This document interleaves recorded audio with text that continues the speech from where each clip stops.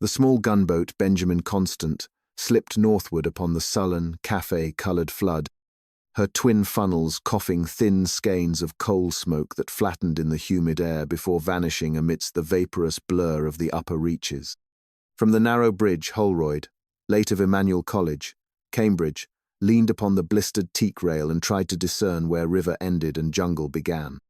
The shore presented no comforting line of demarcation, only a drift of mangrove roots and fallen buttress trunks, washed half-naked by the current, and above these a wall of foliage impenetrable as iron. Moist heat pressed against mouth and nostril like a saturated cloth, every surface sweated, even the brass of the engine-room telegraph, and the imperious trill of unseen cicadas quivered the very air. It required but a trifling effort of the imagination, Holroyd thought, to suppose oneself transported to some primordial, unpeopled epoch, an era when the ambitions of mankind were not yet sketched upon the face of the earth. Captain Gerilleau paced behind him with that brisk, almost truculent stride peculiar to men who will not admit uncertainty. Each revolution of the propeller carried them deeper into a territory emptied of human testimony. Now and again the captain would pause, poise his binoculars, and utter a gallicized murmur of discontent before resuming his rounds. Beside him, Lieutenant de Cunha, younger and leaner, kept pace with the faintest suggestion of tension in his eyes, as though some great and unseen clockwork drew steadily tighter in his chest.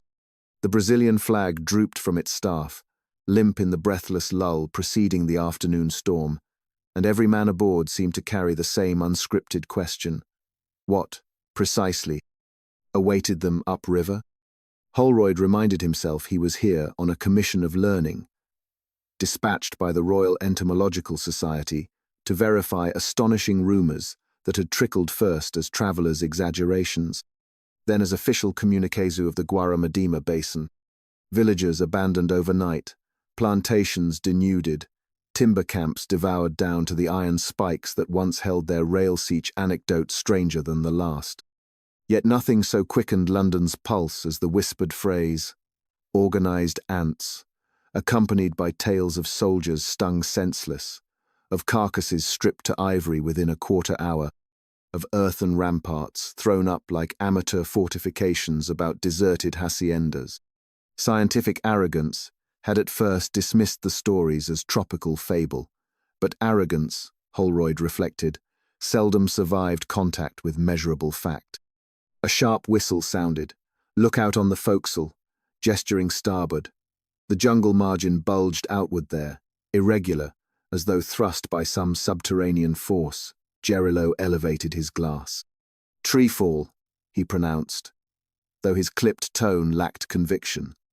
Holroyd borrowed the instrument. The collapse was fresh. Leaves still glistened bright emerald upon their broken boughs, sappled white along the splintered bole. Yet what seized his attention was not the ruin itself, but the manner in which the exposed soil seemed patterned. The slope writhed with tiny black figures, coursing up and down like iron filings shaken across a lodestone. Even as he watched, a new line emerged from the undergrowth, followed by another two, converging columns that moved with mechanical purpose. De Cunha cursed softly. Saúba, he said then, corrected himself in English for Holroyd's benefit. Leaf cutters. But too many. His knuckles whitened on the rail. They should be inside, under canopy, not in this sun. Perhaps the canopy no longer suffices, Holroyd ventured. He felt an academic thrill, half terror, half delight, much as he had experienced upon first glimpsing the great refracting telescopes of Greenwich. Here, too, might lie a vista into the unimagined. Gerilleau snapped an order. Speed slackened. The gunboat drifted parallel to the infestation, close enough that individual ants could be distinguished without optic aid. Workersome half an inch, others monstrous at nearly twadragged sections of glossy foliage toward invisible storehouses, while still larger specimens patrolled the flanks. On several, the chitinous plates bore a pale, ashy film, as though dusted with quicklime. Holroyd recalled the reports. Crystallized venom, applied like armor. He swallowed, feeling suddenly the vulnerable bareness of his ankles above the shoe tops. A thunderous crack rippled across the river. All three men started. A second trunk, undermined at its base, tilted, groaned, and pitched outward, vanishing beneath the opaque water in a plume of brown froth. And through that froth surfaced thousand soft black bodies, legs rowing in frantic unison. They formed living rafts that clasped together, then surged toward the nearest shore. Holroyd watched, dumbstruck, as another tree succumbed, and another, an engineered onslaught chewing the embankment itself. Gerilleau's composure faltered. "They undermine to fell wood use the trunks as bridges," he murmured. "Upon my honor, they think like sappers." He snapped his fingers. Back to full ahead. We lose daylight. The Benjamin Constant lurched forward, paddling the water into eddies of ochre foam. Yet Holroyd's gaze lingered upon the teeming slope. Somewhere behind that green rampart, he felt, lay an intelligence worthy of the word alien, methodical, patient beyond human reckoning. He realized, with a prickling chill, that the ants had not scattered before the gunboat's engine. Rather, every shiny head had turned in eerie synchrony, antennae questing toward the steel intruder, as though memorizing the timbre of its vibrations. Night descended abrupt and tropical, as though an unseen hand had snuffed the sun. Heat lightning flickered over the eastern horizon, revealing the gunboat's wake as a brief ribbon of silver before blackness reclaimed it. Below, boilers thumped like an anxious heart. Above, the canopy of stars was smothered by rolling thunderheads. Holroyd, notebook in hand, sketched frantic observations by the glow of a shaded lantern, striving to capture each detail before memory's varnish could distort it. The recorded factory-felling tactics, flotilla construction, evidence of mineral harvesting, already hinted at strategic organization far surpassing any Livy could ascribe to Carthaginian elephants or Roman cohorts. Da Cunha appeared, bearing a chipped enamel mug. "Cachaça," he offered, voice lowered. "The captain drinks alone. I prefer company." Holroyd accepted gratefully. The spirit burned down his throat, leaving an aftertaste of smoke-tainted sugar. "They say the ants carry a poison more potent than cobra," the lieutenant said after a moment. "A pinprick, and the flesh swells, the veins close." He flexed slender fingers stained with grease from the engines. "I have seen a jaguar corpse, bones polished white in 2 hours." Holroyd met the young man's gaze. "And yet you sail onward." Da Cunha shrugged. "Orders. Besides, I am curious. Like you." He managed a thin smile. "Curiosity is a romance that may cost one's life." From the chart room, Captain Gerilleau's voice erupted in a volley of Portuguese oaths. The door banged, boots hammered up the companionway. He emerged, face glistening, a scrap of cable clenched in one hand. "Communications from Belém are cut," he announced. "The telegraph station at Badama sends nothing, only static." He stared at the frayed wire, as though it were an omen plucked from Delphi. "We steam blind." Lightning leapt horizon to horizon, illuminating the riverbank for a frozen instant, a grotesque tangle of roots and creeper sand amid them, the gleam of something metallic, half-buried, angular. Da Cunha inhaled sharply. "Senor, look port." But the darkness returned before Gerilleau could train his glass. Holroyd's scalp tingled. What abandoned engine of enterprise lay there, swallowed by relentless mandibles? He thought of the Empire's maps, smugly shaded in red, and wondered how long before some bureaucrat in Whitehall must needs revise their tidy borders to accommodate a kingdom of insects. Rain burst with sudden fury, hammering the deck, drumming on awnings, turning the air itself into descending sheets of water. Crewmen scampered to batten hatches. Warm torrents coursed along scuppers, sluicing coal dust and the day's sweat overboard. Holroyd raised his face to it, the deluge washing away the clinging film of fear, even as thunder cracked overhead like celestial artillery. Somewhere in that storm a chattering sound rose, faint yet unmistakable, the rasp of chitin against steel. A lookout screamed. Lanterns swung toward the forecastle. revealing a seething black ribbon along the hawser, advancing from shore to ship as though the rope were a causeway laid for conquest. Gerilleau shouted incoherently, dashed forward, and with the sure instinct of a sailor severed the line with 2 strokes of a boarding axe. The tightened strand whipped free, flicking thousands of ants into the surging river. Yet more clung at the cut end, mandibles buried deep as they struggled to ascend the slick iron fairlead. De Cunha fired his revolver. Once, twice. The rounds ricocheted harmlessly into the night, but the muzzle flash revealed a mass so thick upon the rope it seemed furred. Holroyd, heart pounding, seized a pail of kerosene kept for the binnacle lamps and hurled its contents across the invaders. A torch followed, and an orange bloom arced through rain to meet the fuel. Flame roared white-hot, silhouetting soldier ants buckling in their armor, yet the smell was not of roasting insect but of something sharper, acrid as though the very air rebelled against combustion. The rope parted under the heat. The burning portion fell away, hissing into the river. Holroyd staggered back, chest heaving. All at once the gunboat's engines throbbed harder, shoving her into midstream and away from the unseen host upon the bank. For a full minute none spoke. Only rain and boiler and the fading hiss of drowned fire filled the night. Then Gerilleau wiped water from his eyes. That, gentlemen, was reconnaissance. Holroyd clutched his ruined notebook close, ink bleeding across the page. The evidence was no longer academic, it was tactical, even existential. He understood with visceral clarity that the Benjamin Constant was not hunter but prey, that they sailed an artery soon to be clotted by an intelligence multiplying beyond arithmetic. Above, lightning forked again, etching clouds like shattered glass.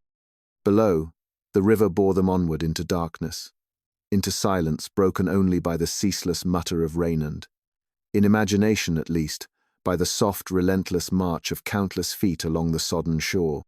Lightning drifted southward with the storm, leaving behind a slate-grey dawn, whose first bruised light revealed the Benjamin Constant steaming alone upon a river swollen by night rain. Muddy eddies whirled between pale islands of driftwood.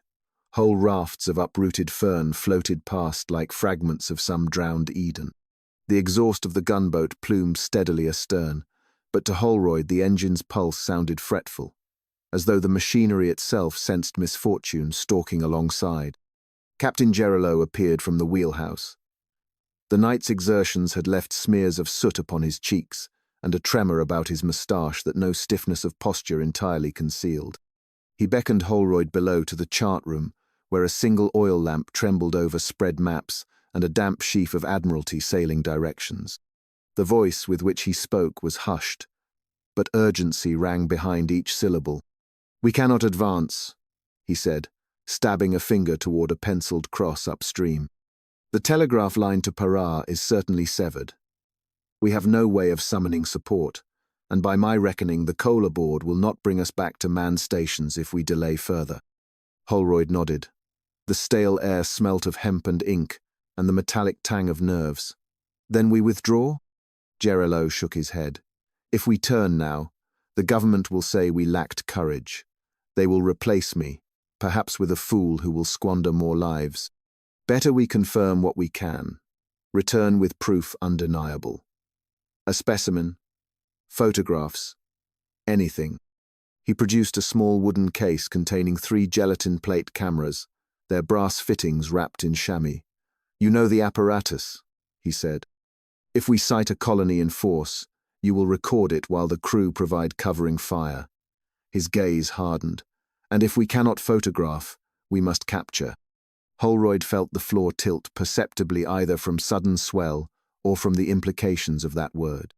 He imagined nets writhing with venomous armor, vials clinking as some monstrous soldier ant hammered futile mandibles against glass. The scientist in him thrilled. The man recoiled. "How do you propose we house such a creature?" "Preserve it in spirit," Gerilleau replied. "Alcohol is plentiful." A bell rang twice-bridge to cabin. De Cunha's voice followed, taut with surprise. "Landing? Off the starboard bow?"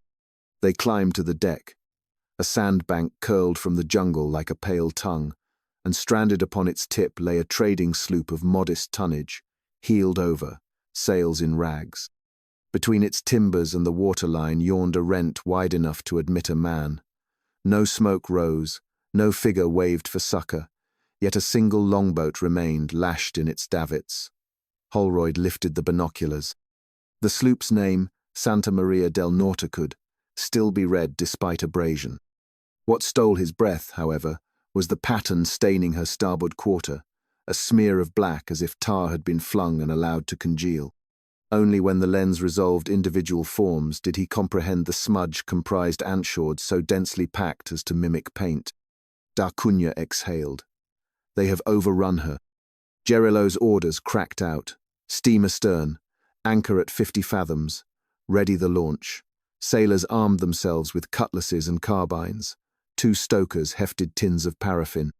Holroyd, securing the smallest camera about his neck, could not escape a sensation of voyeuristic trespass. Discovery, he reflected, so often began with violation. The launch wallowed through turbid swells, its bow nudging the bank with a crunch of gravel. The boarding party scrambled up, boots sinking ankle-deep in rain-softened sand, and approached the wreck. Even before they reached her shadow, a foul odor seeped forth the rancid sweetness of overripe fruit laced with ammonia. Ants covered every beam, every rope strand. They clambered over one another in constant permutation, a living fabric.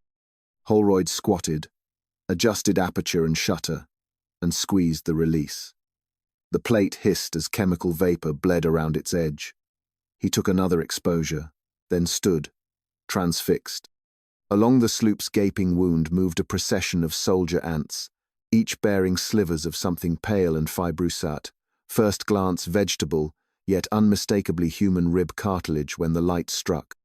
One trooper carried the ivory knob of a wrist, complete with silver watch chain, still dangling absurdly from the ulna. A sailor gagged. Another muttered a prayer. Gerilleau's face set like mortar. "Enough," he said. "Flame her." They drenched the sandbank in paraffin, splashed the shattered hull, then set torches. Fire roared upward, momentarily illuminating a cyclone of winged forms spiraling from the rigging galates, future queens, and drone-seeking escape. Crackles of gunfire followed. D'Acunha's men shot the flyers from the sky as though engaged in grotesque skeet. Yet for every burning insect that fell, a dozen rose. Within minutes, the air glittered with living sparks drifting inland upon the breeze. Holroyd's mind leapt to arithmetic. One fertilized queen could, within a season, found a nest numbering tens of thousands. Each winged fugitive vanquished here would scarcely dent the tide. Back aboard the launch, singed and silent, they pulled toward the gunboat, while black smoke coiled skyward behind them. Rain began anew, dousing sparks, muting colors to monochrome. Only when they were halfway did a sailor cry out, clutching his calf. An ant, grotesquely magnified by water, clung there, its barbed jaws locked. D'Acunha stamped the creature to paste, but already a welt ballooned, skin turning livid. The man collapsed. 2 more sailors slapped at wrists, at necks. Holroyd felt a sting upon his own sleeve and smacked instinctively. A smear of ink, black, remained. He stared, horrified. Where had it come from? Then he saw them 2, 3, half a dozen skittering across the gunwale's inside edge, vomited perhaps from folds of canvas or clinging beneath boots. Their incursion was silent, surgical. He seized an oar and swept, flinging bodies overboard, but destruction could not outpace arrival. Within moments the wooden slats crawled as though imbued with restless life. "Over the side," Gerilleau commanded. Men hurled themselves into the river better caimans than this infinitesimal terror. Holroyd hesitated, arms bristling, but a line of ants streamed toward his boots like iron filings chasing a magnet. He leapt, plunging into coffee-colored water, whose warmth shocked like blood. Around him sailors thrashed for distance. Behind, the launch drifted, its interior shimmering black. They made the gunboat's ladder, hauled themselves up. crew doused one another with buckets, tearing off shirts, stomping footwear. 2 men lay prone, limbs swelling, breath rattling in their throats. Da Cunha jabbed morphine while Gerilleau poured kerosene lines across the deck and fired them, forcing any hidden infiltrator toward incineration. Acrid smoke stung eyes and lungs, yet still Holroyd glimpsed solitary scouts racing the flames, antennae weaving, as though inscribing the deck plan into communal memory. By dusk the stung sailor had joined the lieutenant's growing infirmary. The other writhed in delirium, veins blackening. Holroyd stood outside the sick bay, eavesdropping on Da Cunha's terse consultation with the captain. The poison acts upon the blood, thickening serum until the heart cannot force it, Da Cunha said. Perhaps an alkaline solution would delay coagulation, but we lack sufficient chemicals. Will he live? Gerilleau asked. Not past midnight, came the somber reply. Holroyd retreated to the rail. River and sky fused into one bruised monochrome. A single planet shone low, refracted by mist, until it wavered like a ship's lantern. Somewhere in that unseen jungle, millions of mandibled strategists prepared their next maneuver, indifferent to the pangs of conscience and honor that agitated human breast. He felt, with unsettling perspicuity, that civilization might be measured by the span of this deck, by the width of planking separating his boot soles from seething oblivion. Everything beyond remained dispute, a frontier hedged by segmented legs and venom crystals. Grey morning brought stillnesses, though the storm and its horrors were but a fevered imagining. Yet 2 shrouded shapes on the canvas-covered quarterdeck refuted that hope. A burial detail assembled, words were spoken, bodies slipped beneath the surface. The river accepted them without a ripple of sentiment. Holroyd watched until the last bubble burst. Gerilleau joined him. Coal is low, he said quietly. We risk beaching if we seek more evidence. I have decided. We return to Belém. He turned, voice dropping. But I fear even that course may prove too late. Holroyd glanced astern. Tiny ripples intersected in arabesques upon the muddy surface, each marking the snout of a creature paddling just beneath rats, perhaps, or fish. Yet his imagination transformed them into something else entirely. Scouts in aqueous armor, testing new medium, perfecting a doctrine of amphibious advance. The captain followed his gaze and shivered. Full steam, he ordered, and pray this current favors us. The propellers bit. The Benjamin Constant began the long retreat. Pistons laboring, funnels coughing like asthmatics, roused before dawn. Ahead lay miles of serpentine channel, whirlpools, sandbars, unidentified obstruction soul, hazards typical of river navigation yet now overshadowed by an antagonist both patient and unrelenting. Holroyd gripped the rail until knuckles whitened. He thought of ironclads rusting at dockyards, of cavalry sabres polished for parades, of empires fattened upon the illusion that menace must match man in stature. What defense had such armaments against 6-legged chemists no bigger than a thumbnail? The sun climbed, hot, indifferent. Somewhere deep in the engineer's spaces a rivet pinged free with metallic finality. Holroyd closed his eyes, listening to the many-tongued hymn of steam and timber, water and wind, and beneath it the faintest scritching echomandibles cooperating in darkness, writing their incremental verdict upon the fate of men. A little before noon the engine coughed a rhythm out of sequence, and the chief engineer sent topside a note, admitting with dolorous brevity that the starboard feed pump had cracked its brass throat plate. The piece might hold under half pressure, but to nurse it demanded slackened speed and constant buckets of cooling water-precious hours bled so that the pistons would not seize. Gerilleau produced no outburst. He merely pinched the bridge of his nose and murmured that fate had adopted a most sardonic temper. For the remainder of the day the Benjamin Constant crept along, smoke feathering thinly, while the rainforest closed in with the conspiratorial hush of a jury about to pronounce sentence. Holroyd volunteered to assist the engineer, and discovered, to his private dismay, lines of minute dents upon the valve casing scallops, as though nibbled by metal files. He imagined the ants infiltrating the machinery at night, mandibles secreting some acid that crumbled brass to biscuit. When he voiced the suspicion, the engineer shrugged. Metal fatigue was explanation enough for a man raised among steamships. Yet Holroyd could not banish the vision of insects learning metallurgy by dismantling his civilization one rivet at a time. As twilight descended, they tied up in a sheltered bight to conserve fuel. Fireflies sequined the banks. Somewhere beyond the curtain of foliage, a howler monkey uttered a raw, mournful bellow. Gerilleau ordered double watches, rifles loaded, boots inspected, hammocks slung clear of the deck. D'Acunha paced with revolver drawn, glaring at every crevice as though the mere intensity of his gaze might cauterize ingress. Below decks, Holroyd set his camera plates in fresh developer, but the chemical fumes stirred nausea, and he abandoned the dark room for the relative purity of the night air. Standing amidships, he heard a faint chink metal on metal issuing from the forward locker that housed spare chain. The sound repeated, arrhythmic but deliberate. He fetched a lantern, lifted the hasp. Inside, lengths of iron lay coiled like sleeping serpents, their outer links peppered with black specks. The ants worked in crews, mandibles clamped upon microscopic flakes of rust, worrying the surface smooth. Holroyd inhaled sharply at the audacity. They were mining raw material. One soldier, larger than the rest, paused to regard the lantern, its jewel eyes reflecting twin pinpricks of flame. Then, with an almost human deliberation, it released its grip and advanced a step. Holroyd slammed the hatch and drove home the bolt. He turned to fetch kerosene but stopped, heart hammering how many more lockers, how many vents already compromised.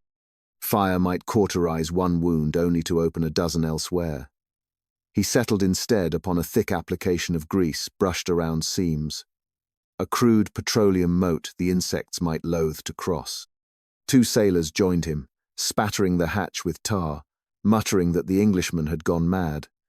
Yet they slathered dutifully, and the metallic chinking ceased. Dawn unveiled a river whose level had fallen markedly, exposing bars the color of suet. Navigation demanded constant helm adjustments, the gunboat slewing like a drunken ox. By mid-morning, the starboard pump surrendered altogether. A bolt sheared, and boiling water geysered across the plates. The engineer's profanity carried even to the bridge. Without twin injectors, they must stop to cool the boilers every 4 hours. At that cadence, Gerilleau calculated, they would reach Belém in perhaps 8 days, coal permitting. While the crew scavenged iron from the galley stove to fashion a replacement bolt, Holroyd attended the sick bay. The stung sailor Rodriguez clung to breath, by force of will alone. Veins mapped his torso in inky filigree. The skin on his limbs had puckered into mottled parchment. D'Acunha bathed the man's temples with rum, though liquor could not outrun the toxin marching up the carotid highway. Rodriguez's lids fluttered open long enough to fix upon Holroyd a stare of unspeakable entreaty, then slid shut forever. D'Acunha eased his jaw closed, crossed the hands, and whispered a prayer learned from some long-dead grandmother. 2 burials in 2 days, the lieutenant said, rinsing bloody cloths in a bucket. If this continues, we shall have insufficient hands to man the guns, let alone the engine. Holroyd replied with a question that had gnawed at him since the launch incident. Why do the wounds blacken? Snake venom often leaves no such discoloration. D'Acunha pondered. Perhaps the poison carries organisms' ferments that feast upon flesh faster than decay. A cultivated plague. Holroyd's voice trembled. They are farmers already. Why not apothecaries? The lieutenant contemplated that ghastly prospect and poured the bucket overboard. 2 nights later, anchored beneath a cliff where the jungle receded into basalt, Gerilleau convened a council upon the quarterdeck. A storm illuminated their faces in stroboscopic flashes, rendering each man a figure carved from chalk. Holroyd proposed a radical stratagem. They must capture living specimens and transport them to Europe. Only direct evidence creatures under glass would jolt scientific societies and governments into response, commensurate with the threat. Gerilleau recoiled. You would import them to my homeland? Are we not already cursed? Better to quit this river, and bombard every league with carbolic acid. Which parliament will authorize funds for such a campaign absent proof? Holroyd countered. A dead ant resembles any other. A living colony demonstrating metalwork and coordinated tactics cannot be dismissed. Da Cunha, arms folded, sided with Holroyd. If the insects advance regardless, knowledge becomes our sole fortification. The captain paced, moustache twitching like a barometer needle. At last he halted.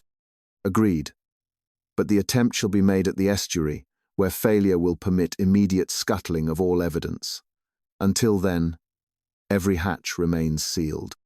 The river widened, tides began to tug, blending freshwater brown with the Atlantic's darker wash. Mangroves appeared gnarled sentinels, whose aerial roots formed labyrinths ideal for ambush.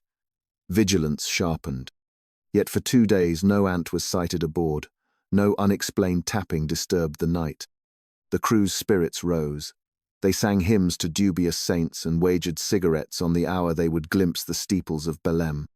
Holroyd alone remained unconsoled. He scoured every vent and locker at dawn, discovering nothing but ordinary cockroaches. Logic whispered that the insects had abandoned pursuit, choosing instead to consolidate upriver. Hope tempted him. Yet an intuition deeper than reason insisted the calm was camouflage. It broke at sunset on the 3rd day. A seaman carrying coal stumbled, coughing. From his mouth issued a single ant, slick with saliva, which skittered across the deck before anyone reacted. Moments later, another sailor doubled over, clawing at his throat. When he vomited, 6 glossy forms spilled forth amid bile. Terror erupted. Men seized pokers, belaying pins, anything to smash the invaders, while others clutched bellies, retching. Da Cunha discharged his revolver point-blank into a wriggling mass, splintering planks. Holroyd, fists trapped by paralysis, watched the insects vanish into scuppers faster than blows could follow. A revelation crystallized. The ants had infiltrated not the lockers, nor the machinery, but the coal. Brought aboard in innocent lumps, protected from inspection, they had emerged inside the fireman's hold, breeding amidst clinker heat until numbers sufficed for this Trojan seizure. Gerilleau's orders clanged through the din. "Shut furnaces! Shovel coal overboard!" The engineer hesitated. Without fuel, the boilers would die. Steerage vanished, but the captain's pistol emphasized precedence. Hatches swung open. Men chained with wet cloths shoveled frantically, black dust billowing. Amid chunks of anthracite tumbled multitudes of insects. Squeaking a sound, half mechanical, half corralers, they met the river's hiss. The sacrifice saved the ship, but condemned momentum. Boilers cooled to sullen lumps. The Benjamin Constant drifted upon tidal whim, a blind log among vast waters. Belém lay yet 4 nautical miles ahead, its harbour lights flickering like distant fireflies mocking their plight. Dawn disclosed a glassy, calm horizon papered by low cloud. The gunboat lay motionless save for a slow pivot upon anchor, funnels cold. Crew lounged exhausted, clothes fouled by coal tar and venom welts. On the foredeck, Holroyd supervised the sealing of remaining bunkers, with cement mixed from reserve lime and sand an expedient barrier. Through a chink he glimpsed the ant colony writhing upon the heap. Workers tending eggs the colour of moonstone, soldiers marching perimeter, all beneath the glow of ships' lanterns left burning for illumination. Observing them through protective mesh, he experienced the same vertiginous awe that must have seized early astronomers who first perceived moons about Jupiter conformation of a cosmos far larger, governed by laws indifferent to man. Mid-morning, a tug sputtered into view, smoke curling from a single stack. Gerilleau waved a semaphore cloth, and the vessel altered course. Its master, a square Basque with gold rings in both ears, accepted a coil of rope, made fast. 2 hours later, the Benjamin Constant slid along the quay at Belém, her rails crowded with gaunt figures, and one sealed bunker vibrating softly, as though the heartbeat of a new epoch pulsed within. Port officials boarded, bursting with questions that stumbled when confronted by the delirious tableau-fevered seaman. Coffins awaiting burial. A British natural philosopher clutching plates that smelled of cyanide. Holroyd produced his negatives beneath a dark tent. Silhouettes of ants dwarfed by the hull of a trading sloop materialized, mandibles sparkling like cutlasses. The harbour, master blanched. A quarantine station must be prepared, he muttered. And military cordons upriver. Gerilleau signed reports with shaking hand. Then, as responsibilities lifted, collapsed against the taffrail. His eyes tracked a single ant that crawled upon his cuff, waved antennae as if in benediction, and leapt into the harbour water-strong swimmer, emissary to untold frontiers. That night Holroyd addressed a hastily convened assembly of physicians, generals, and merchants beneath the rotunda of the governor's palace. Gas lamps fluttered.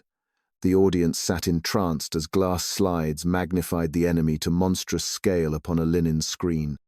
Holroyd spoke of microforges in the darkness, of organized supply chains and biochemical warfare, and he ended with a sentence uttered in near whisper. Gentlemen, should these creatures reach the open sea upon any tramp steamer, the wars of men will dwindle to parochial quarrels beside the empire they will found. Silence followed, broken only by distant thunder and the irregular tick of a ceiling fan. Then the governor rose and declared a state of emergency. Telegrams flashed to Rio, to London, to Washington, web of human reactions straining to match insect intention. Weeks later, aboard a Royal Mail packet steaming for Southampton, Holroyd leaned upon the rail and watched the phosphorescent wake unravel under a sickle moon. Somewhere in the hold, within triple-layered cages immersed in spirits of wine, reposed the colony's captured queen and a tithe of worker specimens destined for the Natural History Museum. He doubted glass and alcohol could hold them indefinitely, yet hoped analysis would yield antidotes, insecticides, weapons more precise than fire and drowning. Behind him, the ship's band struck up a waltz for first-class passengers ignorant of the cargo beneath their dance. He could almost envy such ignorance. Yet Wellsian, that obscure journalist to whom he intended to relate the expedition, Wells would surely recognize the significance. Through fiction, perhaps, the world might be instructed more swiftly than bureaucracy would allow. A splash sounded. Holroyd peered down but saw only dissolving rings that caught starlight. For an instant, imagination supplied the cause. A stowaway ant, escaped from some imperfect seal, already scouting the liner's fathomless labyrinth of rivets and bunks. He forced a laugh, thin as the breeze, and pressed palms to the rail until chill metal steadied racing pulse. Far ahead, Europe awaited with her museums and parliaments, her illusion of mastery. Behind, deep rivers wound through jungles where machines rusted under ivy, and the night sky glittered upon armored cohorts crossing leaves like bridges of emerald. Somewhere between those frontiers, perhaps even upon this very deck, the balance of dominion tilted, imperceptible yet absolute, like a compass needle obeying a magnet above the horizon. Holroyd straightened, adjusted his collar, and turned toward the saloon. A story must be told in words men could not ignore. Whether they would listen before mandibles scissored, the cables of their complacency remained cloaked in that inscrutable future, where ants and men vied beneath indifferent stars.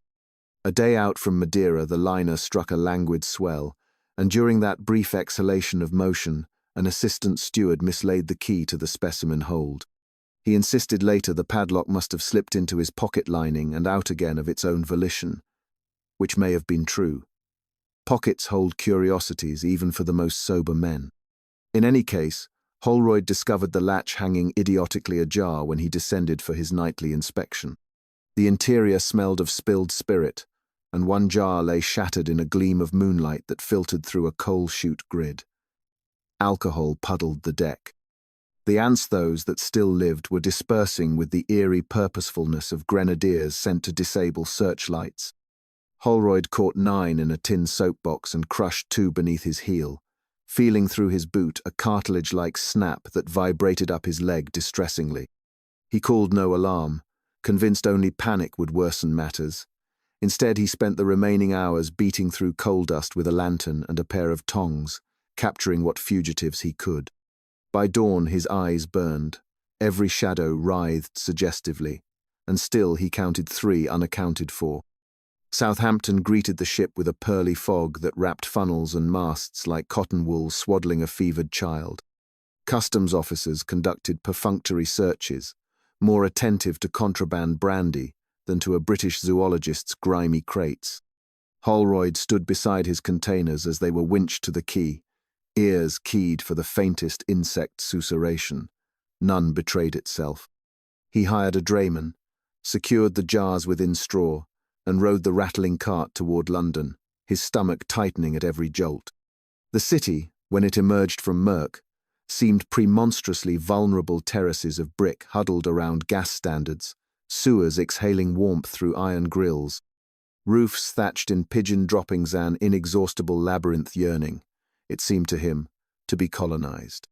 At the Natural History Museum, a junior curator met him with the polite incredulity that institution grants provincial phenomena. "Exotic ants, yes, by all means," the young man said, adjusting pince-nez. "Mr. Huxley will be intrigued after the council luncheon, I expect." They locked the crates in a basement vault, smelling of camphor and pickled squid, then led Holroyd away for tea and an inspection of the new pterosaur cast. The zoologist glanced back only once and thought he saw movement against the crate slats yet. The corridor's gloom contained many tricksy shadows. 3 days passed within stone corridors, humming with water pipes and echoing clerks. Committees assembled, dispersed, reassembled. Holroyd repeated his account until syllables dulled to grit, yet skepticism clung like London soot. The ants he had presented under glass seemed torpid, even ordinary. None displayed that electric purposeful gait he had witnessed in Brazil. Professor Bainbridge, a bearded authority on Hymenoptera, pronounced them mildly aberrant, but by no means revolutionary. He suggested Holroyd's tropic fevers had engendered a pioneer's imaginative exaggeration. Humorless laughter rippled round polished tables.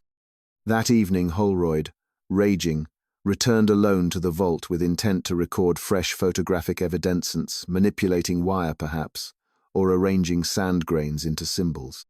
By lantern he unlatched the first jar. The queen floated belly up in cloudy spirits, lifeless. In the second vessel, workers lay inert, yet at the jar's bottom small pearlescent pellets clung. Eggs! He leaned closer. One pellet quivered, split, a larva uncoiled in syrupy convulsion. The alcohol, diluted by time and perhaps by capillary leakage, had failed to arrest development. He sealed the lid and pressed trembling fingertips to the glass. The larva gaped with embryonic mandibles. A skitter behind him. He swung the lantern toward a row of taxidermied rodents. Nothing stirred. Something brushed his ankle, quick probing contact like the flick of wire. He stamped reflexively. Crunch. In the lantern glow writhed half an ant, black fluids beading around fractured chitin. Even bisected, the creature dragged itself forward with convulsive determination toward the shadow of a mummified armadillo. Holroyd backed to the door and discovered the latch had snicked shut. From the outside, the porter's key alone could lift it. Heart-hammering, he hammered likewise upon oak panels, shouting for help, unaware that the vault's stone walls stifled all but muffled echoes. Inside the gloom, things scraped and tapped tiny tools upon distant girders, yet when he swept lamplight across the floor, nothing appeared. Minutes stretched to quarter hours until at last a passerby heard his cries. The door opened. The curator, pale and dishevelled, blinked at Holroyd's wild aspect. "Alive," Holroyd gasped, brandishing the cracked specimen jar. "They breed even in death." The trustees summoned an extraordinary session. Telegraphs volleyed between Whitehall and the museum. Engineers from Woolwich Arsenal attended in stiff uniforms. Bainbridge arrived, still adjusting his collar. Holroyd demonstrated under a bell jar, the larvae wriggling beside a strip of tinned copper wire. Overnight, the creatures had gnawed delicate filaments from the metal, weaving them into a lattice that caught lamplight with sinister precision. A hush, heavy as dust, settled. Finally, a major from the Royal Engineers spoke. If they can gnaw copper, they can gnaw telegraph cables. An experimental committee formed immediately. 24 live ants captured with alcohol-damp gauze were conveyed in a lead-lined case to a walled greenhouse in Kew Gardens, chosen for its isolation.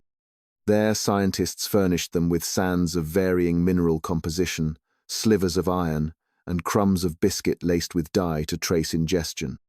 Holroyd attended daily, noting that the insects ignored sugar entirely but dismantled iron fillings into glittery dust they carried into burrows like mill workers lugging ore.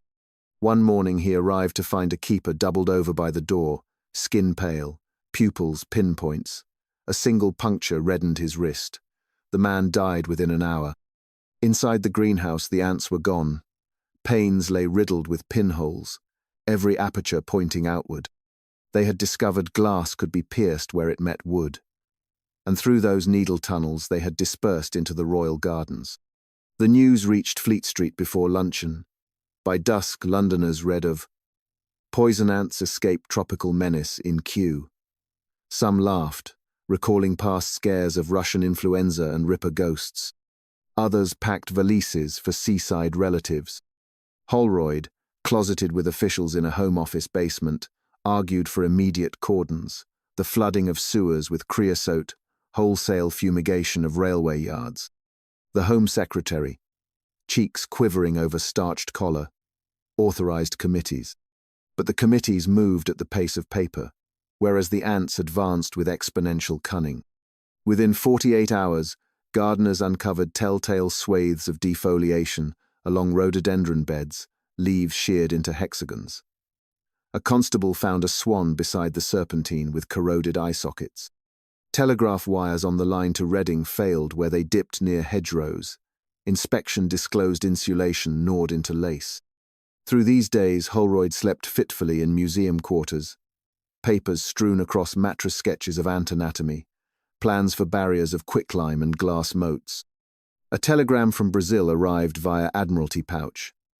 Captain Gerilleau reports colony, sighted on ocean islands off Para coast. Transport by storm, drifted logs suspected, suggest global cooperation. Immediately. The implications struck like hammer on bell. England's infestation represented but one needle of countless probing the planet's skin. On the fourth evening, a fog of creosote and scorched foliage rolled across Hyde Park, where soldiers had torched ant nests with paraffin grenades. Headlines lauded the victory, though Holroyd feared triumph premature. Smoke, he knew, could as easily cloak retreat as signal rout.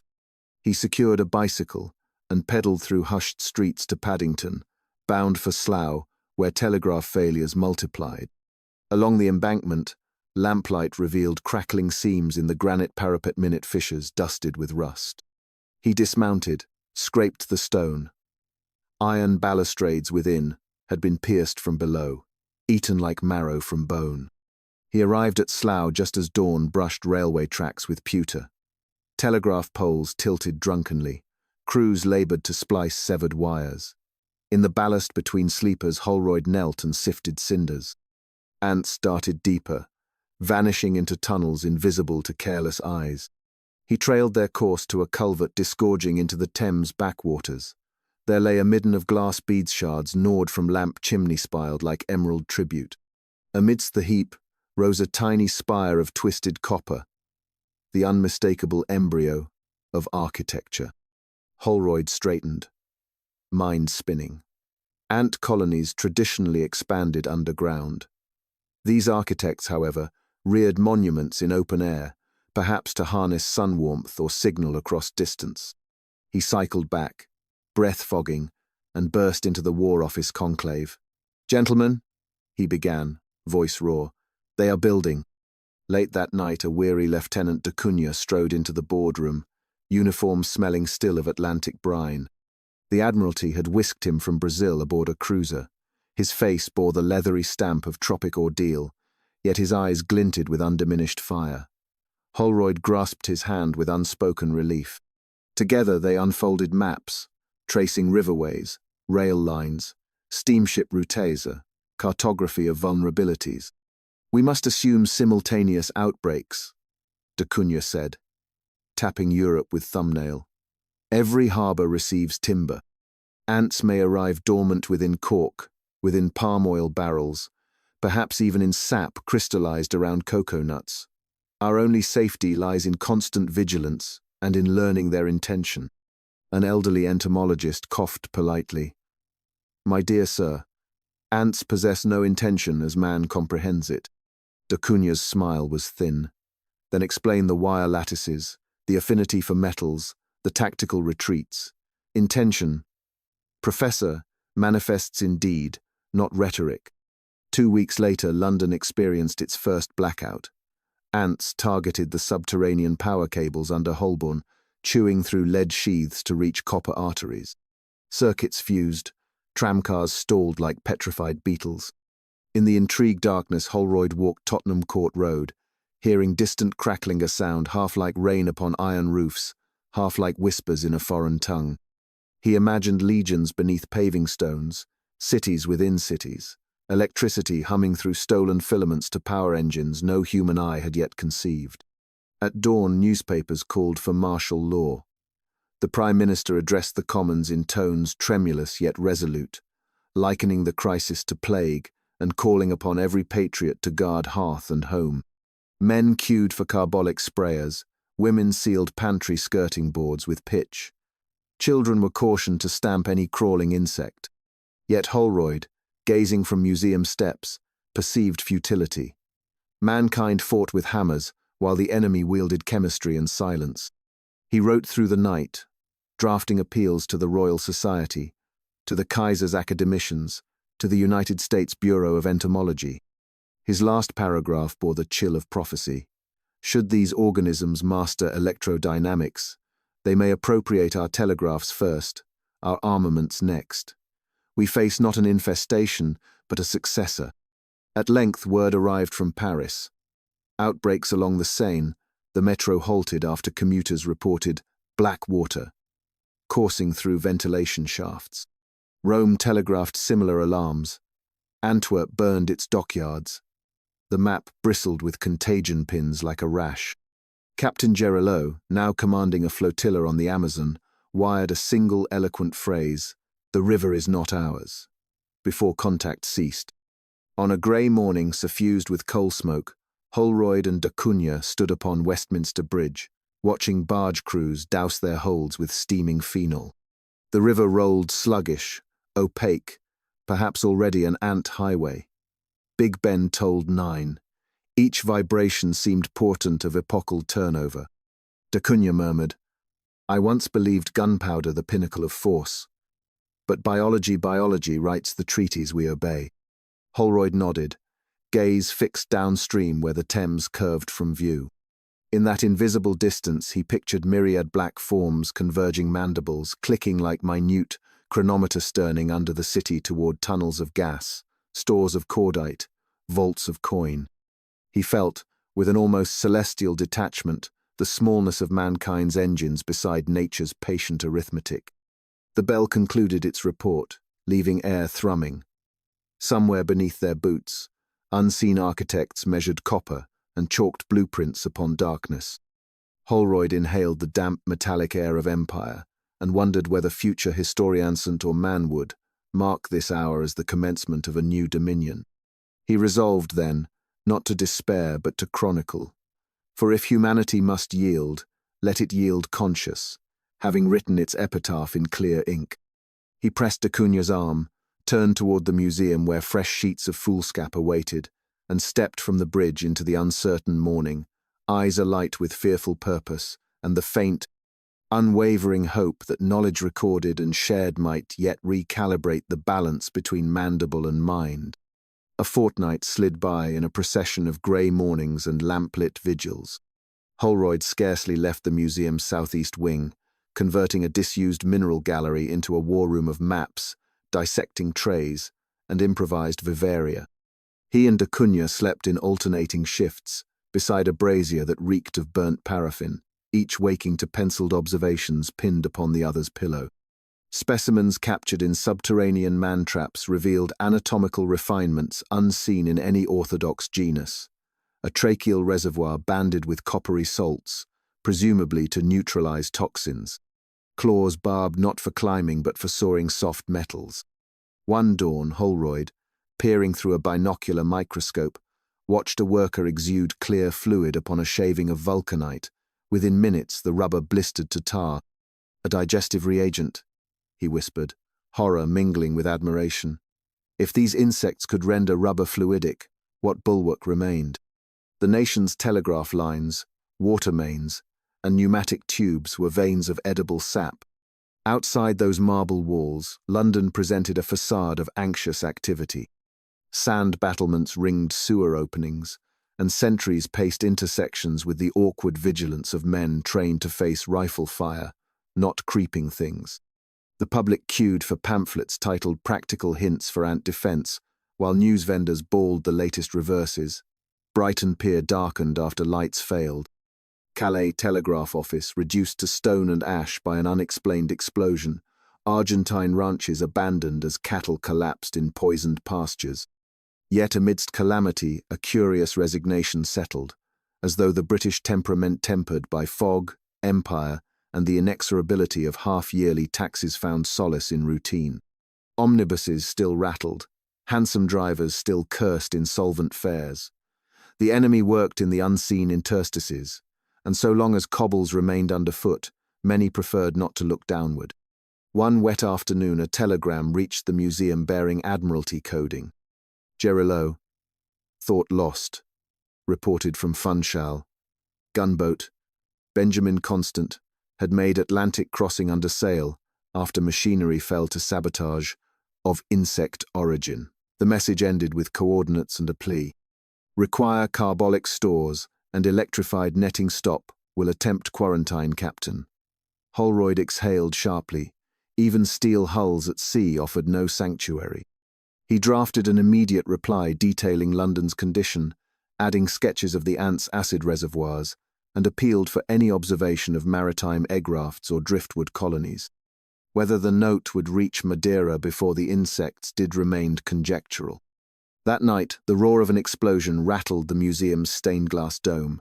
Holroyd raced to the roof parapet. Along the Strand, a crimson bloom pulsed against clouds the gasworks near Pimlico. They learned at dawn, destroyed by conflagration after pressure valves melted like wax.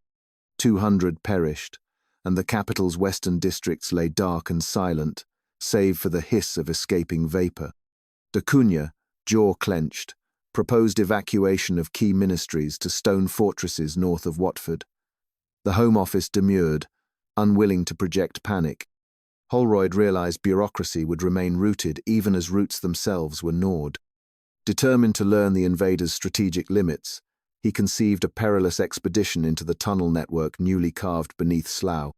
Armed with respirators, portable dynamo lamps, and a prototype sprayer filled with caustic soda, Holroyd, Da Cunha, and 3 Royal Engineer sappers descended a storm drain at dawn. The air possessed a resinous taint that coated tongues with bitterness. They advanced crouched, light beams skaining across brick. Presently the walls fell away. They emerged into a vaulted cavity whose ribs of scorched clay testified to furnace, like heat. At its center rose a spire of braided metal rods supporting translucent sax-greyish bladders that throbbed as if pumped by hidden bellows. Ants swarmed across gantries, directing viscous fluids through capillary tubes toward vents in the ceiling. Holroyd understood at once. A refinery, distilling poisons from scraped metals and chemical refuse. A sapper's foot slipped, clanging against iron. In an instant, the colony's hum escalated to shriek. Rank upon rank streamed from fissures, larger soldiers in the vanguard bearing elongated jaws whose tips glistened. Da Cunha fired a flare. Light blossomed, disorienting the insects long enough for Holroyd to empty caustic spray in a blistering arc. Exoskeletons hissed, yet behind the fallen new waves advanced, mandibles clacking in relentless arithmetic. "Retreat!" Holroyd shouted. They backpedaled through tunnels echoing with pursuit, miasma of acid-biting eyes. By some providence they regained the ladder. The last sapper emerged, scorched and twitching, flesh welted by stings that left lunate scars already turning violet. He died before sunset. Holroyd's report reached cabinet the following morning. He concluded, "The enemy exhibits division of labor, chemical engineering, and martial discipline exceeding that of many human states. Their objective appears infrastructural dominion. We contest an adversary that improves hourly." The Prime Minister paled, and after desultory debate, sanctioned the unthinkable. Preparations to flood select underground lines with steam mixed with cyanide gas. Regardless of collateral damage to foundations above, London would willingly corrode itself rather than be devoured piecemeal. Implementation lagged behind decree. Cylinders arrived from Woolwich, but regulators jammed. Surveyors argued over which conduits might undermine hospitals. Telegraphers balked at cutting their own arteries. While men deliberated, the ants annexed Paddington's Undercroft and surfaced among coal scuttles in Kensington drawing rooms. Panic at last eclipsed pluck. Families fled westward, highways snarled with carriages, station platforms heaved like ant nests of another order. Within the museum, Holroyd packed journals, vials, and a single glass queen preserved in glycerin. He and D'Acunha escorted a convoy north towards St. Albans, where chalk hills offered defensible ridges. En route, they passed a regiment digging concentric trenches, sprinkling quicklime as medieval peasants once scattered salt against sorcery. Overhead, dark specks wheeled rooks perhaps, but to Holroyd, every fleck suggested reconnaissance. At St. Albans Cathedral, the evacuees encamped among gravestones grey with lichen. Field kitchens smoked beneath flying buttresses. Bell ropes tolled warnings instead of matins. Holroyd, seated upon a sarcophagus, admitted at last an exhaustion of remedy. D'Acunha placed a hand on his shoulder. "We have documented. If nothing else, the record remains for those who follow." Holroyd looked to the westering sun, its disk curiously stained by atmospheric haze. Reports spoke of fires in pine forests from Scotland to Galicia, each possibly sparked by ruptured telegraph wires. Earth itself seemed reddening under slow burn, yet even now swallows dipped through air untroubled, and a child laughed chasing bubbles near the nave. Life, indifferent to any single dominion, persisted. He opened his notebook to a fresh page and began, "However mighty the citadels of man, there exists ever the possibility of a subtler arithmetic, a calculus of mandible and instinct poised to rewrite the sum of sovereignty." His pen moved, setting down the caution future ages might heed or disregard at equal peril. And as twilight pooled within ancient arches, Holroyd wrote on, the rasp of nib against paper sounding curiously like the faint, determined scurry of countless tiny feet. A new moon rose over the sleeping encampment, and along the still crest of the hill, a solitary lamp wavereader, bicycling messenger, whose uniform bore the damp stains of desperate speed. Holroyd, sleepless, intercepted him beneath the Norman arch, the man's breath feathered in the chill. "Orders from Whitehall, sir. Immediate assembly of all scientific personnel at Bedford. A dirigible is fitted, their hydrogen lifts, petrol engines in tension. Aerial reconnaissance over the northward colonies." He produced a crumpled slip bearing the War Office seal and a penciled scrawl. "Matters grave, beyond measure." The messenger accepted a tin cup of tea, mounted, and vanished into hedgerow mist, his acetylene beam dwindling to a ghostly star. Holroyd folded the order with care. Bedford lay scarcely a dozen miles. Dawn travel might evade the mounting tide of fugitives. He roused D'Acunha, and together they rapped on doors where experts slept amid crates of fossils and plaster busts. By 4, the little column began its march. 2 motor lorries wheezing, an open Victoria pressed into service, and a file of scholars carrying what instruments they could not bear to abandon. Bedford Aerodrome proved a sprawl of canvas hangars hurriedly erected on the racecourse. At its centre squatted the dirigible Victoria II, silvered skin blotched by resin patches, prow canted groundward like a creature thirsting. Engineers scurried about with torches, leaking profanity. Colonel Hawk, eyes sunk deep, greeted Holroyd without ceremony. We go aloft within the hour. Objectives. Chart infestation line. Identify any nucleus of command. Test delivery of incendiary bombs. He gestured to wicker crates filled with glass spheres of turpentine and phosphorus. You will advise optimal targets. Holroyd glanced skyward. Thin haze obscured constellations, and from the south, a dolorous red smudge hung over what had been London. He signed the log without reluctance. The ascent at sunrise possessed a dreadful majesty. As ballast spilled and propellers thrashed, the earth slipped away, tents dwindling to moth wings. 1,000 feet, and the railway glittered like solder. 2,000, and the villages became freckles upon parchment. Yet the landscape was no pastoral comfort. Fields lay streaked with rusty blight where saplines of ant advance had spread. Hedges sagged, stripped of bark.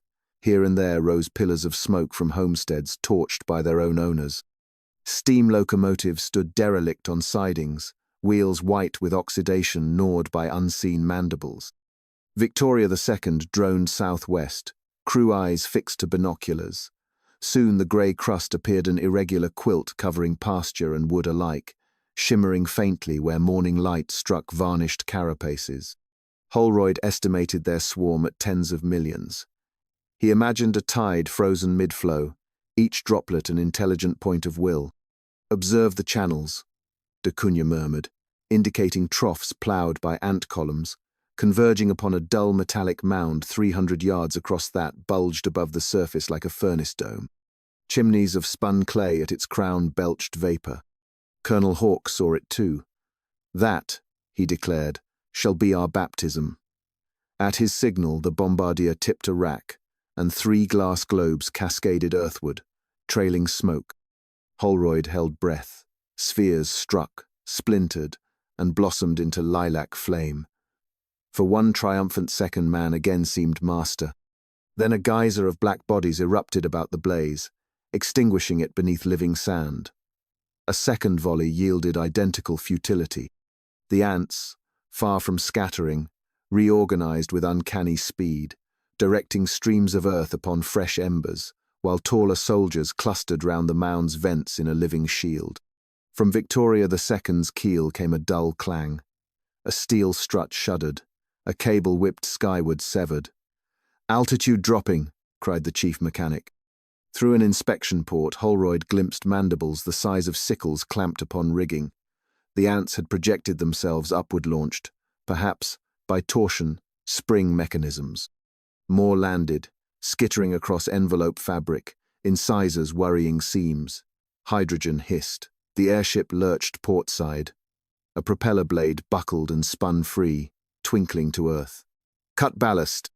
Hawk roared, but another impact jolted the Karen ant soldier, fully 2 feet long, had forced its way into the engine gondola, splattering lubricant as it thrashed. A revolver barked, acid spurted, eating brass like sugar. Smoke coiled within the cabin. Holroyd found himself and da Cunha wrestling the magazine hatch, hurling navigation charts to lighten load. Updrafts buffeted the crippled craft, yet inexorably she sagged toward the knotted ground. With a tearing report, an entire panel ripped away, and cold wind howled through. Colonel Hawk shoved Holroyd toward the parachute rack. "Take one ego!" Holroyd hesitated, but another harpoon of chitin punched through the deck.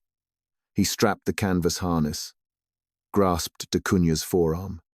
Together they leapt. Descent through acrid air proved mercifully brief. Canopy cords burned Holroyd's palms. Earth raced upward, a patchwork of dye-stained grass. They slammed upon a hedgerow, tumbling through briars. Dazed, Holroyd sat up amid fluttering silk. Above, Victoria II drifted like a wounded moon, her flank oozing flame. Finally, with a majestic slowness, she folded and fell beyond a copse. Detonation followed muffled, then a towering rose of fire. Da Cunha limped from the thicket, bleeding at the brow yet alive. Around them, the land was ominously vacant. Smoke from the wreck curled skyward, a beacon certain to summon investigation. Holroyd's ears caught a distant susurrus, akin to wind through corn but rhythmic, purposeful.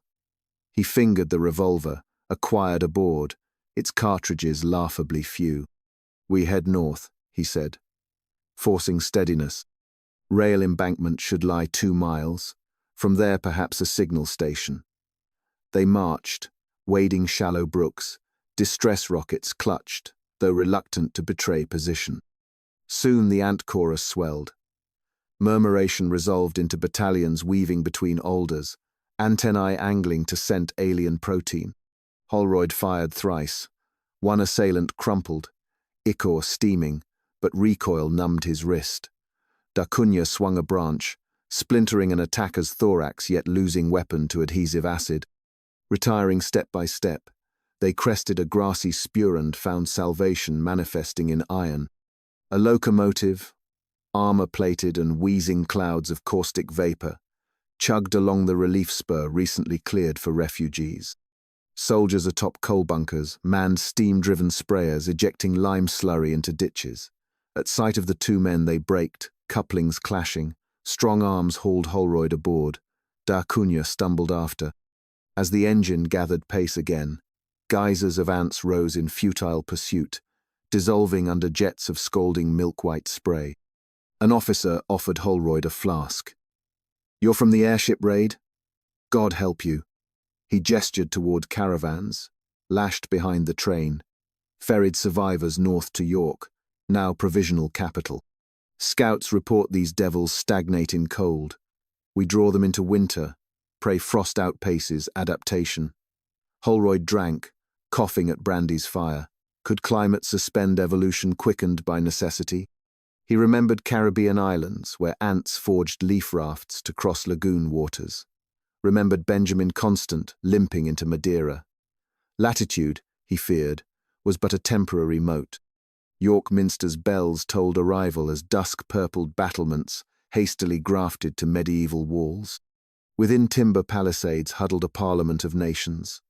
Canadian sappers erecting arc lights, Sikh artillery crews aligning French mitrailleuses, chemists from Calcutta debating Danish engineers over solvent ratios. Humanity at bay, yet in concert rarely achieved in peace. Holroyd briefed a joint council, tracing enemy supply conduits on a chalkboard, recommending sabotage of their poison refineries via underground flooding. Plans formed Operation Stygian flood diverting the Ouse through mined culverts into southern tunnel complexes. If water could not drown the ants outright, dilution might cripple their alkali metallurgies, buying invaluable months. Through sleepless nights, Holroyd directed calculations, Da Cunha overseeing labor gangs with tireless Portuguese oaths. News arrived of Captain Gerilleau, his gunboats scuttled to blockade Tagus estuary against ant rafts now washing upon Iberian shores. The captain himself manned coastal batteries, declaring, "If Lisbon falls, it shall fall fighting." His words kindled Holroyd's resolve. The war was no longer England's but civilization's. Snow fell early that November, swirling about cranes that lowered final demolition charges. On the eve of detonation, Holroyd walked the frozen ramparts. Far off, beyond dim searchlights, the ground glittered where millions of ants formed living shelters against cold, their clustered mass shimmering like black opal. He shivered not from wind but from the recognition that even now they innovated, a collective metabolism sharing heat, an empire of flesh surpassing steel. At midnight, Stygian flood commenced. Explosive echoes rolled beneath ice, then a roar, and the ooze poured subterranean, steam billowing from man. Holes 5 leagues distant. Earth trembled.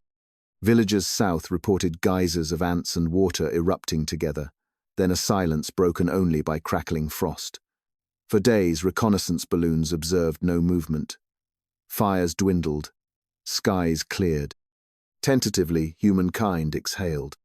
Christmas Mass filled York Minster with hymn, yet Holroyd stood apart in the shadow of a pillar. Victory speeches left him hollow. He recalled microscopic copper bands upon insect tracheae, improvisations too sophisticated for extinction by flood. Outside, January sun sparkled on snowfields, pristine yet treacherous. He pictured vast chambers deep below, queens guarded in resin wombs, dormant but dreaming strategies. When spring thawed rivers, would black tides rise anew, their chemistries refined against water? D'Acunha joined him, offering a paper-folded square. It bore Gerilleau's handwriting ink smeared, dated Cabo da Roca. Fleet patrols observed Ant Flotsam, drifting northwest, borne by Atlantic currents. Gerilleau's final line read, "They seek climes unknown prepare all shores." Holroyd closed his eyes. Oceans themselves might become mere thoroughfares. He turned toward the nave, where candles wavered against ancient stone. Humanity possessed wonder, cooperation, an intellect that could dream dirigibles and counterfloods. Yet so too did the ants possess a mathematics unfettered by ego, by borders, by doubt. The contest was not of morality but of adaptability, a perpetual equation scribbled upon the face of time. Leaving the cathedral, Holroyd felt snow crunch beneath his boots' frail crust above fathomless dark. He resolved to chronicle every observation, every hypothesis, and dispatch copies across continents. Perhaps somewhere knowledge would germinate faster than mandibles could rend. And if not, posterity, whatever shape it took, would at least find testimony that men once stood aware of their imperilment and, in their fashion, resisted. Above the battlements, a lone flake alighted on his sleeve, six-pointed, delicate, perfect. He watched it melt, and heard in imagination the faint, inexorable cadence of advancing feet beneath the ice. The sudden lull in hostilities lasted scarcely 3 months. Along Europe's western seaboard, February storms cast strange wrack upon the beaches rafts of matted weed, stitched together with silk the colour of brass, bearing within their folds clutches of pale larvae encased in waxy ampullae. Fisherfolk gathering driftwood pricked the cocoons with knives, and within hours infirmaries filled with men whose forearms purpled and swelled grotesquely. Quarantine lines rose too late. By the time ministry inspectors traced the atrocity to alien flotsam, hundreds had succumbed to a fever no serologist could name. Newspapers, eager for novelty after a winter of censorship, christened the plague the Emperor's Sting. At York, Holroyd interpreted the reports with a mounting dread. The ants, he realized, had devised a colonial strategy more audacious than any fleet. Detachable nursery barges propelled by prevailing currents, their cargo protected through diapors against cold. Professor Liddell of Edinburgh corroborated the hypothesis by dissecting one of the wax capsules under polarized light. Embedded within the matrix lay shards of pyrotethy mineral batteries by which larvae warmed themselves. Evolution, urged by adversity, had leapt again. The Home Office convened an emergency commission, requisitioning Holroyd's days and nights. Poring over tidal charts, he demonstrated that the Gulf Stream, a dependable courier, would soon deposit similar rafts along the Norwegian littoral, thence into Arctic channels. Should larvae mature on ice-free promontories, the northern flank so carefully trusted to winter's mercy would crumble. The Commission's response was characteristically human. They proposed a cordon of torpedo boats to patrol from St. Kilda to Bergen, depth, charging anything larger than a lobster pot. "We shall make the Atlantic a moat of fire," declared Lord Stourbridge, to the applause of stenographers. Holroyd, exhausted, made no protest, yet he knew the sea was wide and resolution short. By early April, railway authorities re-established a tenuous service to London.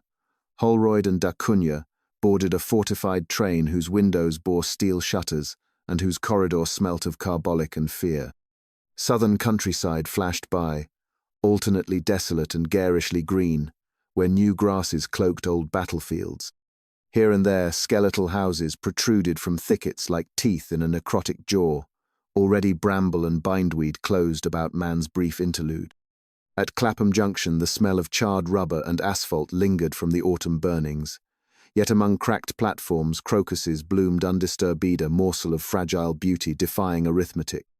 The Admiralty had summoned them to Milford Haven, where ironclads retrofitted as fumigation dreadnoughts were coaling for transatlantic departure.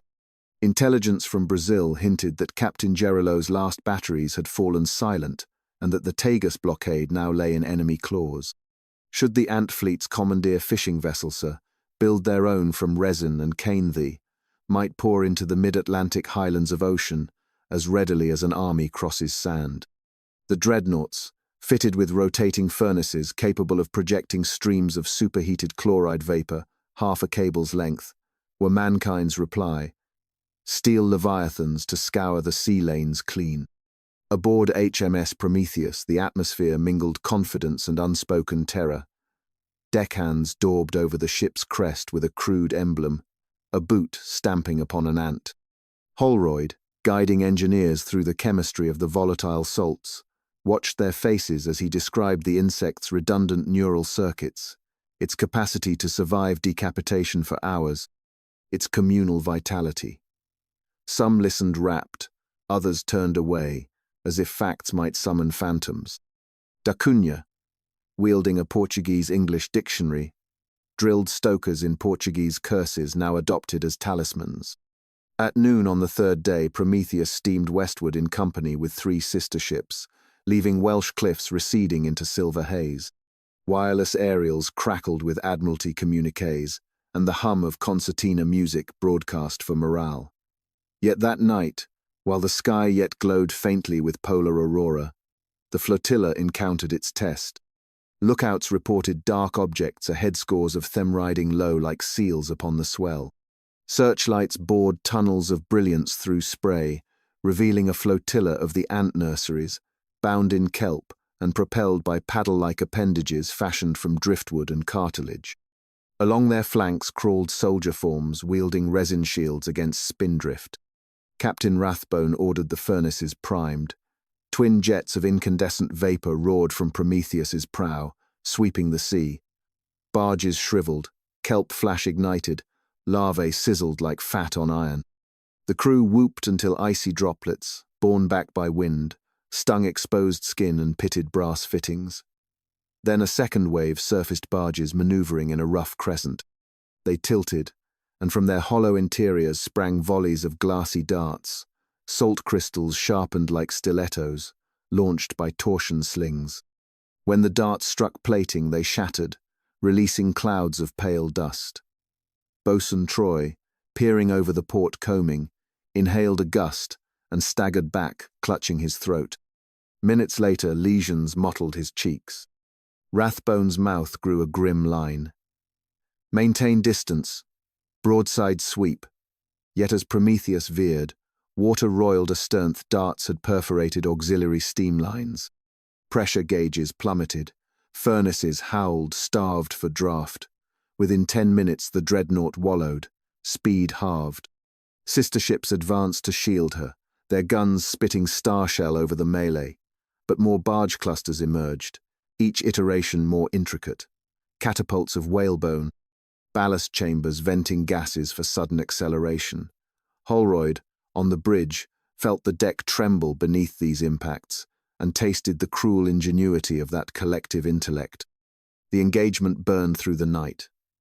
By dawn, Prometheus, scarred yet afloat, limped toward Cork for repairs. 2 escorts were missing, last seen wreathed in blue fire as their chloride tanks ruptured. A stench of iodine hung over every deck. Holroyd wandered among cots where surgeons dressed blistered lungs with camphorated oil. He found Da Cunha assisting, steady-handed. Despite exhaustion, the lieutenant's eyes blazed with a flinty purpose. "They learn with every volley," he whispered. "As do we." Holroyd squeezed his shoulder, uncertain which species' ascendancy he believed. In London, the government retreated from public optimism. Martial law extended from Berwick to Penzance. Newspapers printed censor, cleared editions, boasting record circulation yet thinner pages. Refugee caravans clogged the Great North Road middle-class families in landaus beside coal-black colliers speaking Gaelic and Welsh, all bearing identical bundles, blankets, kettles, Bibles. Rumour bred faster than ants, entire Cornish headlands sunk beneath burrowing hordes, Dover cliffs honeycombed with acid galleries, Windsor evacuated at night. Holroyd, though privy to grim telegrams, believed none fully until a helicopter scout returned, bearing the first photograph of ant-kelp ships drawn up upon the Isle of Wight like primitive galleys. The isle's fall was swift. From vantage balloons the observers watched as soldier ants felled oak trees to fashion ramparts, while smaller casts spread translucent sheet solar condensers, suggested one physicisto brewed their larvae in England's chill. The Admiralty contemplated shelling the colony, but artillery stationed on the mainland found no purchase. Whenever a barricade crumbled, its debris was repurposed within hours. Then, one fog-shrouded morning, wireless stations at Portsmouth crackled with a message relayed from coastal pickets. Multiple rafts crossing Destination mainland request immediate.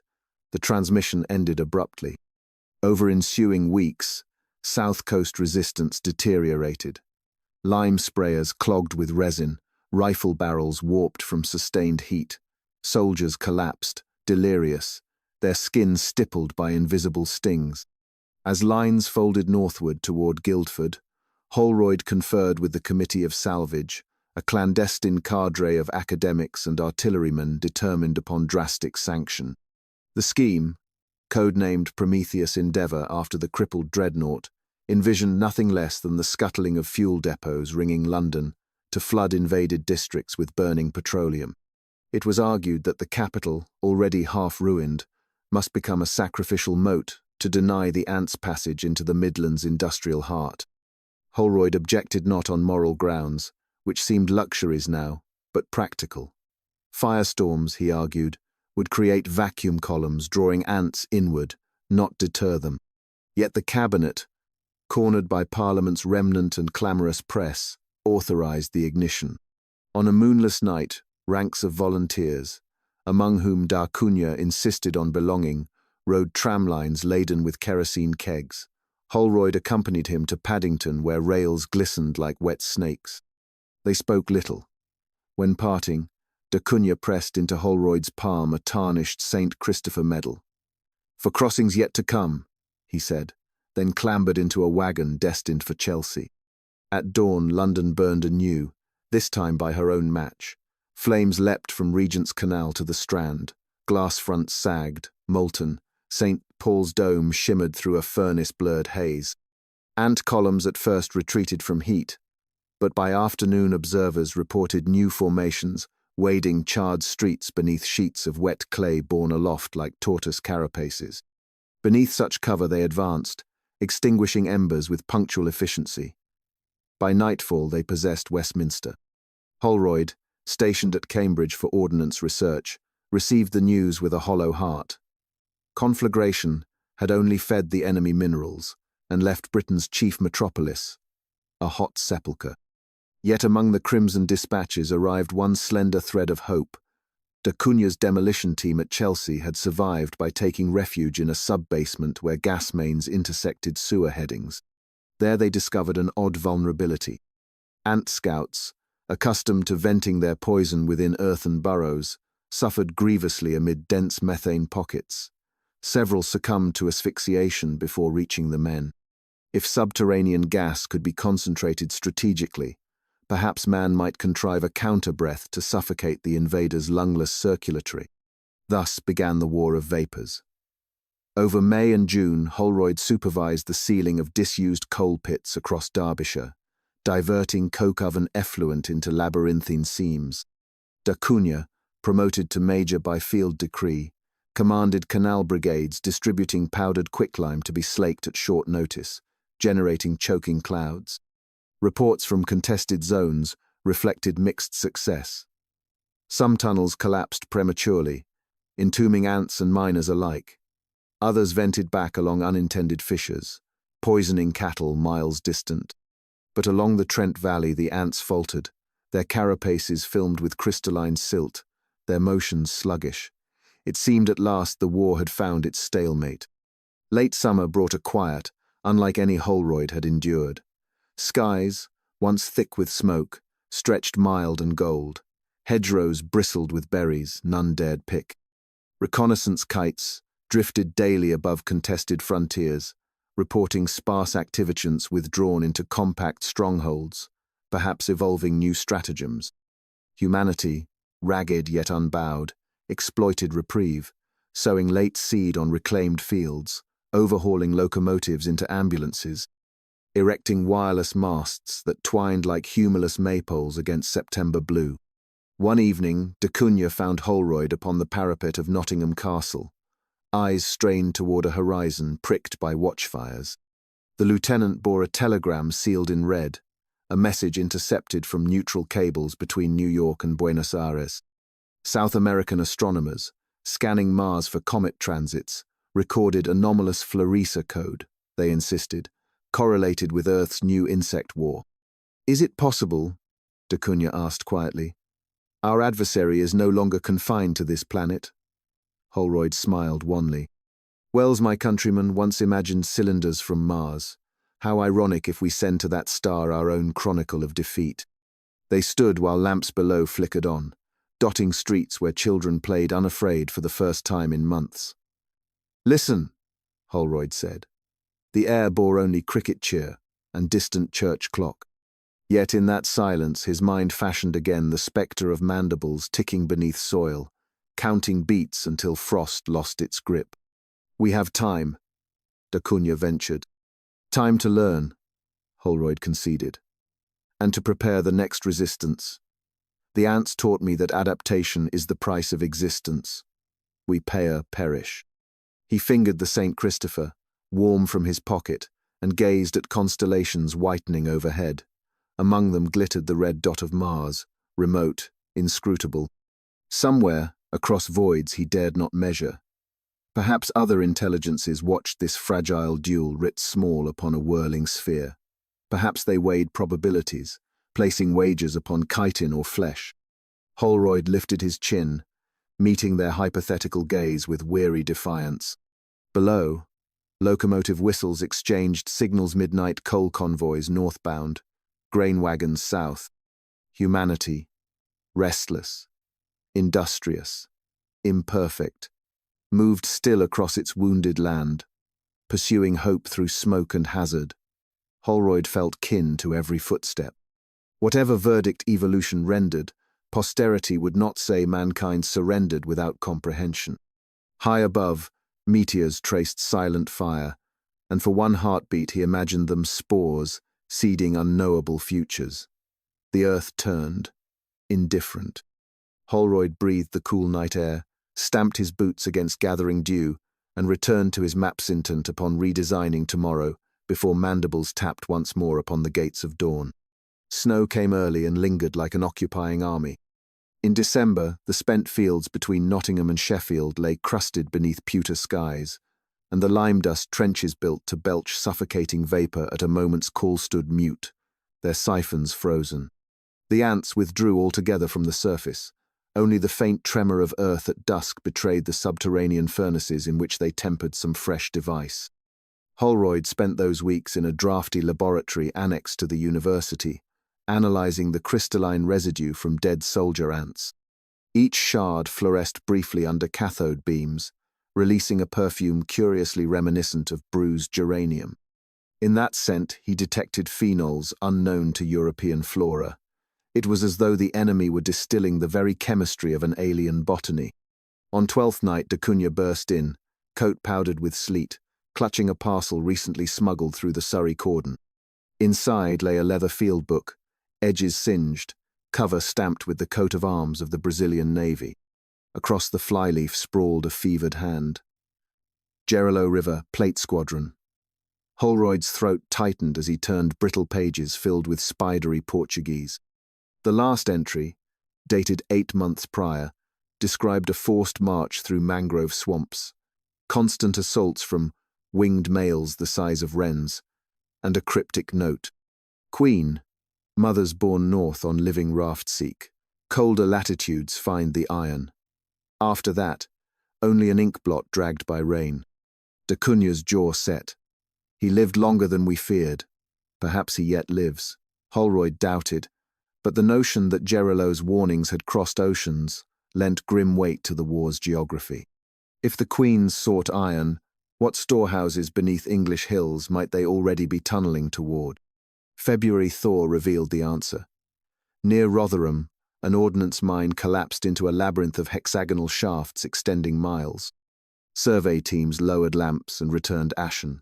Stores of pig iron had vanished, replaced by pillars of fused slag shaped into ribbed arches, the supporting bones of some vast undercroft. At intervals along the galleries lay glassy cocoons as tall as a man, pulsing with a dull crimson glow. Within, silhouettes twitched in larval stupor. Holroyd knelt beside one and felt warmth radiating through the vitreous shell. Blast furnaces, he murmured, but alive. The general staff proposed cordite, yet Holroyd hesitated. Detonation might fracture aquifers and flood Sheffield itself. Instead, he and d'Acunha improvised a quieter heresy. Packets of phosphorus and turpentine sealed in gut, hurled onto the cocoons to burn with smokeless fury. Volunteers crept through the catacombs, lighting fuses by pocket match. The conflagration bloomed soundlessly white fire dancing like willow. The wisps across a cathedral nave until one ruptured cocoon belched a jet of superheated vapor that peeled flesh from bone. The tunnel became a charnel flue, yet the colony's core, deprived of its metallurgical nursery, convulsed and sagged. For the first time, human observers watched an ant megastructure die, its inhabitants dragging pupae into retreat, while the roof subsided in amber avalanches. News of the Rotherham victory spread on carrier wave and rumour alike, rekindling spirits from Cardiff to Carlisle. Church bells rang where clappers still hung. Children sketched toppled ant, queens in gutters. Even Holroyd, gaunt and smoke, stained, allowed d'Acunha to force a tot of rum into his hand. Yet, beneath his weariness, a question burrowed. If Gerilleau's note spoke truth, how many such forges already glimmered beneath colder lands still uncontrolled by man? Answer came with spring. Arctic surveyors, hut-bound at Svalbard, transmitted frantic Morse. Strange auroras shimmering even at noon, and the ice itself vibrating with unseen industry. When the Admiralty decoded the message's final line, mandibles on periscope housing communication ceased. Charts unfurled across Holroyd's desk traced a chilling trajectory. From Brazil to Britain, the ants had advanced in scarcely 4 years. Give them 2 more and they might descend through Finland into the Russian coal basins, acquiring fuel beyond Britain's power to deny. Humanity's margin for experimentation was closing as surely as a vice. That night, Holroyd wandered alone along the Trent, where moonlight silvered flood pools left by winter torrents. In the mud glittered shards of ant armor, remnants of skirmishes now forgotten. He picked one up. It was lighter than paper, yet unscorched by lime or fire. Technique evolved even as he studied it, proof of a civilization that invented at the tempo of respiration. He pictured posterity, a quiet planet where grassy mounds marked London and Buenos Aires alike, while beneath, tireless architects refined chemistry into geometry, geometry into conquest, until continents themselves became the latticework of an intellect without doubt or pity. For an instant terror hollowed him. Then, as wind stirred reeds into whisper, he felt also an unbidden wonder. Was this not, in a pitiless reckoning, the same spirit that had driven Drake to circumnavigate, Lister to sterilize, Watt to harness steam? The tools differed. The will to prevail was brother to mankind's own. He cast the shard into black water, watched ripples erase it, and squared his shoulders against the dawn. So long as blood beat in human temples, struggle remained reciprocal. Dominion would belong neither to man nor ant by right, but to that mind-chitin, sheath or flesh that refused surrender longer. Holroyd turned toward the distant glow of blast furnaces rekindled for war, and walked on, carrying both dread and fierce resolve into the uncharted morning. Snow melted from the fields but left the rivers swollen and bitter cold. Along the Humber estuary, barges fitted with riveted steel casings waited for dusk. Inside their holds, Holroyd's new chlorine generators throbbed faintly, the distillate of 20 sleepless nights. He paced the quay, feeling the weight of each valve and gasket like a prayer bead. D'Acunha emerged from the warehouse, with a folded Admiralty chart. 3 nests confirmed on the south bank, he said, tapping Spurnhead. Light drafts will carry gas toward them if the wind stays northeast. Holroyd watched gulls wheel above the water, judging their drift. And if it shifts? Then, my friend, we poison fish instead of ants. They exchanged a rueful glance. No stratagem remained untainted. Yet the alternative was hand-to-mandible combat in tidal slaughter, for which Britain had neither men nor appetite. At moonrise the convoy slipped seaward, smoke-black silhouettes hugging the shoreline. Far across the mudflats, dim fires winked where the ants' smelters vented their unseen flame.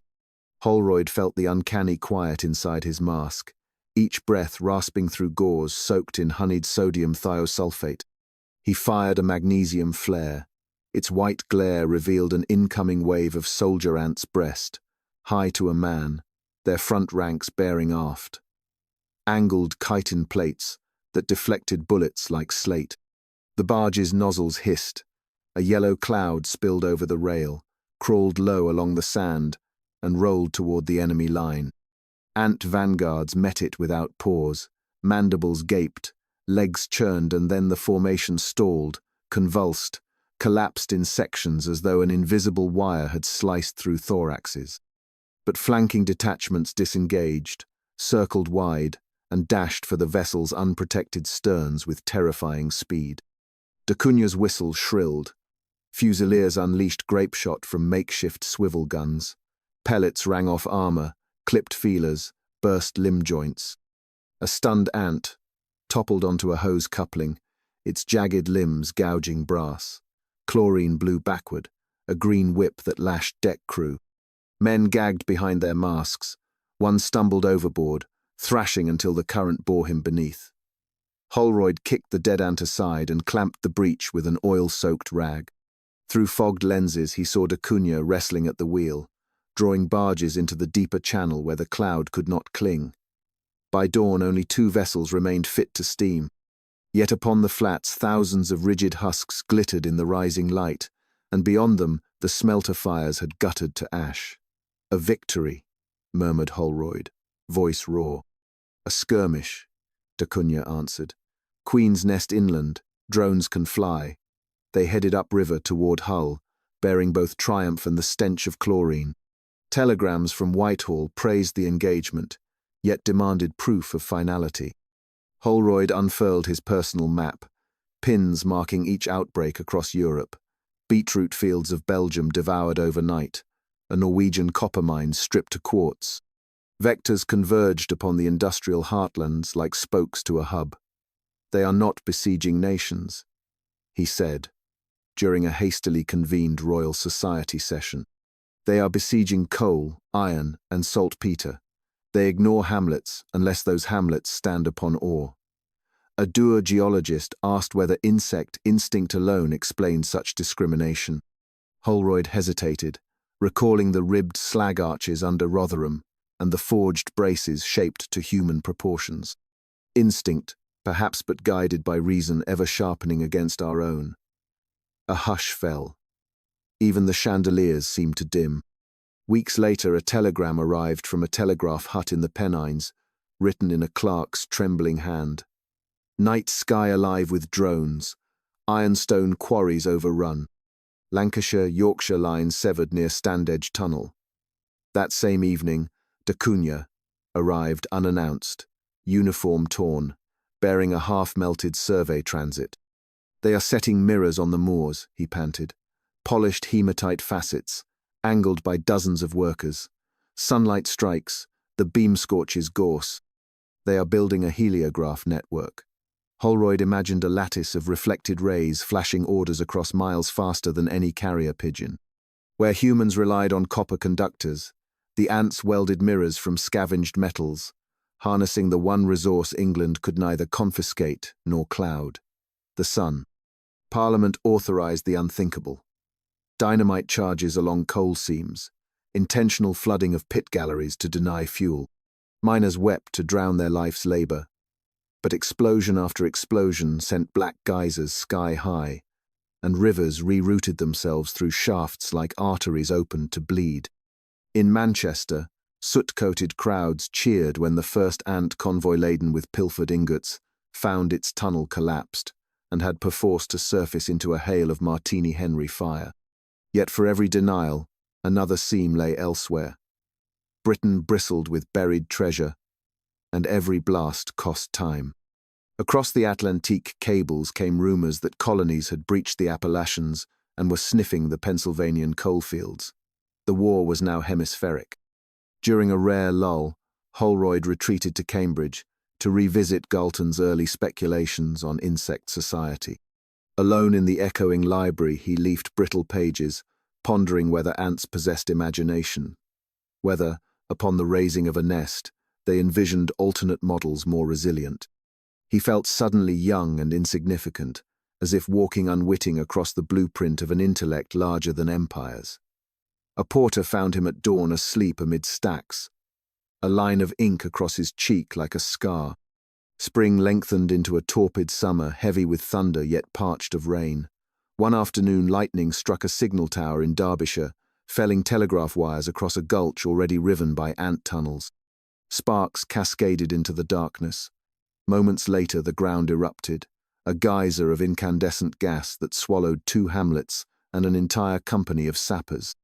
Witnesses reported an enormous silhouette within the flamesome, articulated crane of ant design that collapsed like a burning prayer wheel. Newspapers christened it the Firewind Horror. Holroyd studied charred fragments, hollow chitin struts, lined with a silvery film, perhaps designed to contain the volatile gases ants brewed from coal tar. They experiment as quickly as we thwart them, he concluded. Each failure writes a theorem in their annals. Captain Gerilleau returned to Britain that same week, arriving gaunt at Liverpool aboard a hospital steamer. Medical staff denied visitors, but de Cunha invoked maritime privilege, and Holroyd followed into the ward. The captain lay swathed in bandages, eyes blazing despite fever. He seized Holroyd's sleeve. "They've crossed ice, like it were tilled land," he rasped in Portuguese. "Ants pulling sledges fashioned of their dead. Northwards always. They will not cease until they taste the magnetic pole." Holroyd suspected delirium, yet recalled the Svalbard transmission. Could ferromagnetic ore guide their queens? Nurses urged rest, but Gerilleau spat a single word, "Compass," and fell silent forever. They mourned him briefly. War allowed no lingering over graves.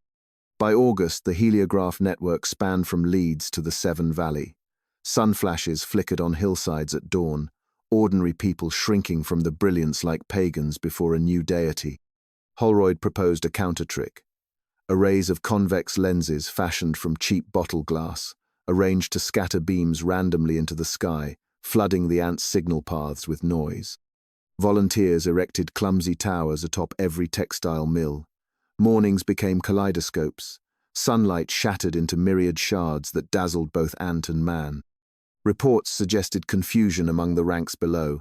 Formations milled, wrong turns were taken, supply columns lost. Yet greater minds among them soon altered frequencies, employing, it seemed, green-tinted quartz instead of clear. Vision war had begun, and human industry lagged. Autumn winds brought respite from heliographic duels, but with them arrived winged queens, gravid giants borne aloft on thermal columns. They descended upon the Black Country at dusk, drilling shafts through clay with ovipositors like augers. Each pit, they claimed, became a throbbing kernel from which fresh armies would spill by spring. The cabinet demanded immediate incineration, but coal stocks burned low, and soldiers balked at storming nests, while queens still alive exuded paralytic vapors. Holroyd suggested an agricultural poison, cyanamide laced with molasses to entice foraging workers. Trainloads of the bait rolled from Cheshire, yet ants learned to rake hapless human livestock over the granules first, testing for toxins in sacrificial flesh. "They practice vivisection," de Cunha muttered. "We battle not beasts, but embryonic scientists." Winter snow returned, thicker than before, muffling gunfire, clinching rails in ice. Supply wagons stalled, and telegraph wires sagged with hoarfrost like spun glass. And in that hush, Holroyd perceived a shift. Fewer raids, fewer heliograph flashes. A lull unnatural, like the inhalation before a word that would change history. At a staff meeting near Doncaster, he laid his maps across a pot-bellied stove. They retreat, he said. They consolidate, perhaps beneath Lincolnshire fens, building something we cannot yet imagine. A colonel ridiculed the conjecture, citing exhausted ore in the marshes. Holroyd countered. Not ore salt and shallow water. Only da Cunha grasped the implication. Electrolysis, he whispered. Chlorine, on a scale no barge could match. The room fell silent, as ice settling on eaves. Christmas Eve, Holroyd, da Cunha, and a party of Royal Engineers trudged across frozen reeds under a crippled moon. Steam seeped from vents in the snow-warm brine rising where no spring existed. They broke crust with picks and descended into a cavity of hexagonal columns rimed with frost, arteries of warm saline pulsing below. At its heart churned a wheel of copper coils scavenged from telegraph lines, spun by water falling through carved sluices. Sparks leapt across brushes. Chlorine gas hissed into a cistern, cooling into pale liquid beneath chitin lids. They have built an chemical engine, Holroyd breathed. They will flood valleys with poison snow storm. A private wretched at the chlorine tang, already stinging nostrils. They planted dynamite, retreated, and watched the fen rise in a pillar of brine and smoke. Ice cracked for miles, cranes wheeled in panicked spirals. Yet from the rubble emerged ants dragging still warm coils, mandibles bright with defiance. Some causes, Holroyd realized, cannot be defeated by isolated victories. They must be imagined, endured. January 1905. Parliament evacuated to Dublin. Rumours claim the Channel tunnel still, unfinished decos, with alien footfalls. Holroyd writes by candle in a Scarborough cellar, the surf hammering like distant guns.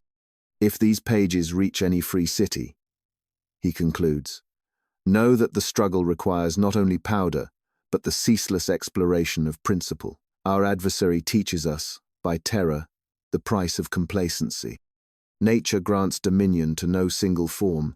Should man survive this trial, let him recall that lesson before forging chains for lesser breeds. For somewhere, in darkness, an intellect remorseless and strange already drafts the next theorem of conquest.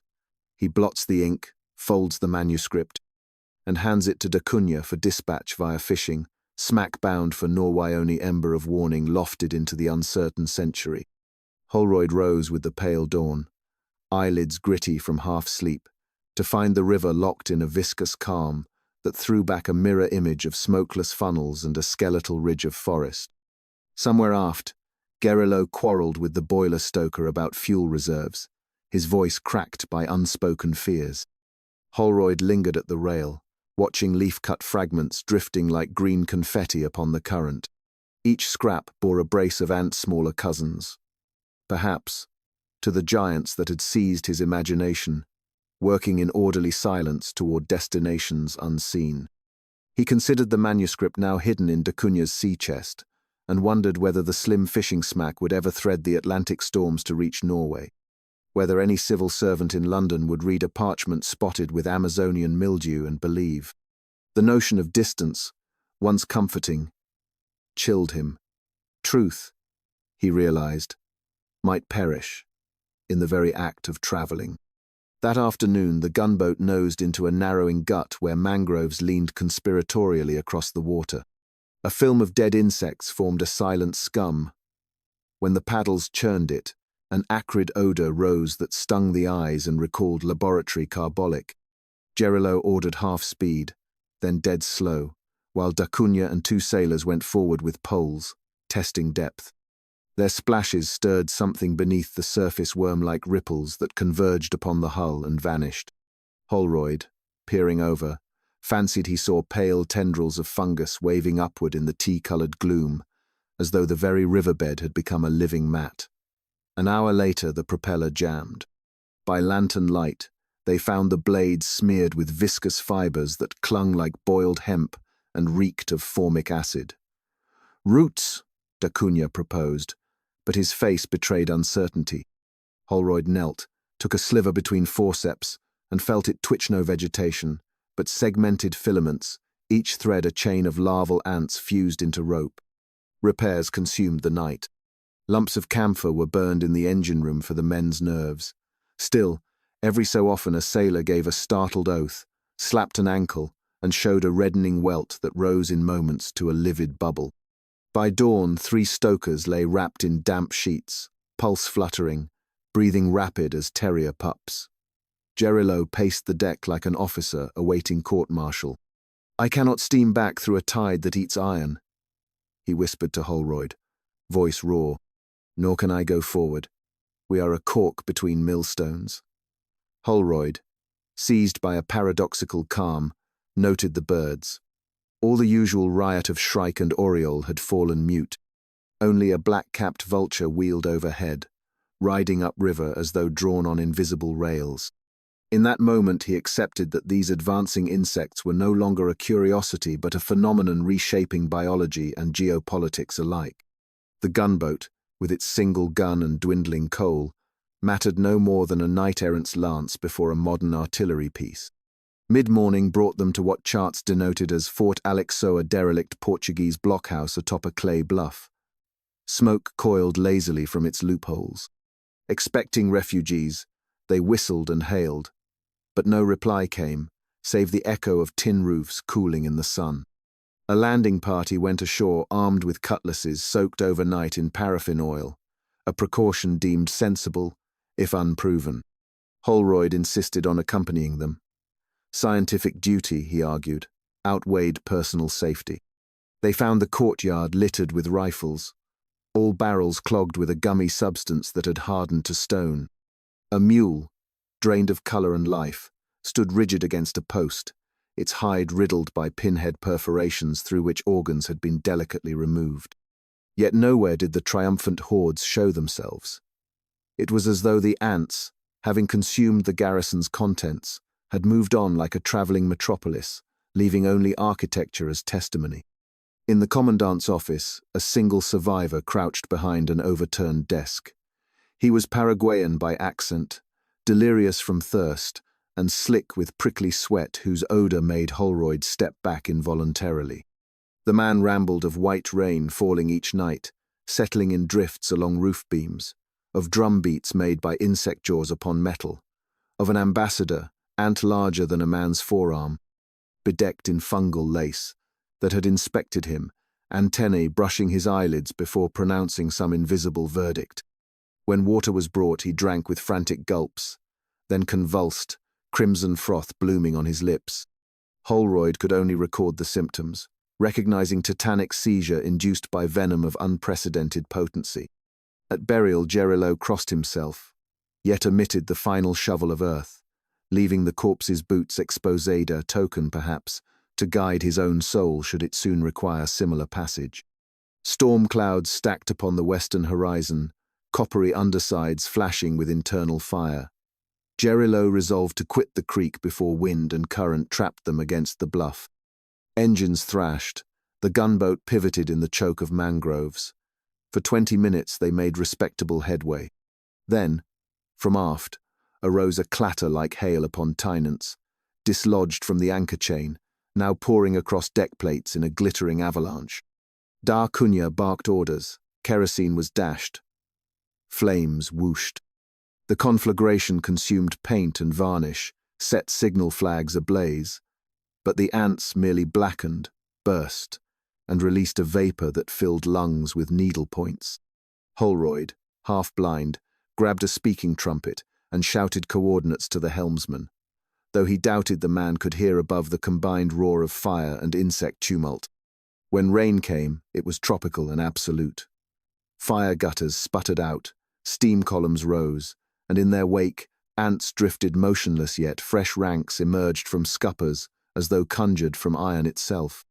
Holroyd retreated to the chart room, where he sealed the door with candle wax, jammed toweling under the sill, and began writing again by flickering light. Outside, the captain's revolver cracked methodically, each shot followed by a euphonious metallic clink as spent casings struck deck. Minutes stretched. Presently came silence, broken only by the sluicing of rain. Holroyd ventured out. Gerilleau stood near the wheelhouse, coat discarded, sleeves rolled, arms stippled with bites that oozed clear fluid. His eyes, once choleric, held a curious serenity. "Monsieur," he murmured, "I find I am no longer afraid. Observe they retreat when the storm beats hardest. Water is their enemy. We shall live beneath the deluge, yes?" He gestured skyward, and Holroyd followed the arc of his hand, noting how sheets of rain did scour the deck clear, sluicing ants in brown rivulets overboard. A plan preposterous, yet the only one formed between them. To rig canvas awnings, collect rainwater, and flood every accessible compartment, turning Benjamin Constant into a floating cistern hostile to chitinous trespassers. Da Cunha, still coughing kerosene fumes, agreed at once. Hemp hoses were lashed, hatches opened, and by nightfall the magazine lay under 2 feet of water. The wardroom 4. The ants responded with engineering genius, rafting themselves upon buoyant corpses, bridging streams with living chains, but even they could not outpace the rising flood. At midnight, in red lamplight, Holroyd beheld a whorl of drowned insects, revolving around a scupper in a dance macabre, thousands strong, drawn by suction into the river that spawned them. Next dawn brought an uncanny quiet. The river, swollen by storm, carried the gunboat like a dead leaf, motors silent to conserve coal. Holroyd, shaky with exhaustion, calculated they had completed barely 60 of the hundreds of miles to the sea. Yet the ants upon deck had dwindled to sporadic scouts, easily crushed beneath boot or clipboard. Hope flickered. He fetched the captain to show a half-improvised pumping engine salvaged from the bilge. With steady labor they might clear water, patch damage, and limp downstream to Manaus before supplies vanished. But Gerilleau listened with half an ear, gaze fixed upon the forested bank gliding past every trunk festooned with gauzy lichen that on closer scrutiny resolved into tier upon tier of ant nurseries, pendant like strange fruit. "They do not abandon," he said softly. "They adapt. While we run, they build kingdoms beyond numbering." Holroyd wanted to refute him, yet could not. Each mile revealed fresh fortifications, earthen buttresses, sapling trestles, what seemed unmistakably the latticed outline of a suspension bridge growing from one giant ficus toward its neighbor. The scale mocked human endeavor. The audacity thrilled and terrified in equal parts. That evening Holroyd resumed his chronicle, ink diluted with rainwater. He wrote not of personal peril, but of civilization's precarious throne, urging nations to observe this microcosmic empire before it overflowed continental limits. Gerilleau, reading over his shoulder, inserted a single clause. If they reach Africa, nothing in the temperate world will hinder them from Rome to Whitehall. Holroyd let the sentence stand. The act felt sacramental, as though by naming the nightmare they bound it, if only in paper chains. He blotted the ink, folded the fresh packet beside the earlier leaf, and prayed another fishing smacker, failing that a missionary canoe might bear both eastward under whatever indifferent stars still governed man's destiny. Holroyd rose before dawn, roused by the deep-throated clang of the improvised alarm bell lashed to Nottingham's northern gate. Sentries reported fresh earthworks glittering on the far bank of the Trent-polished mirrors the ants had trundled upright during the night.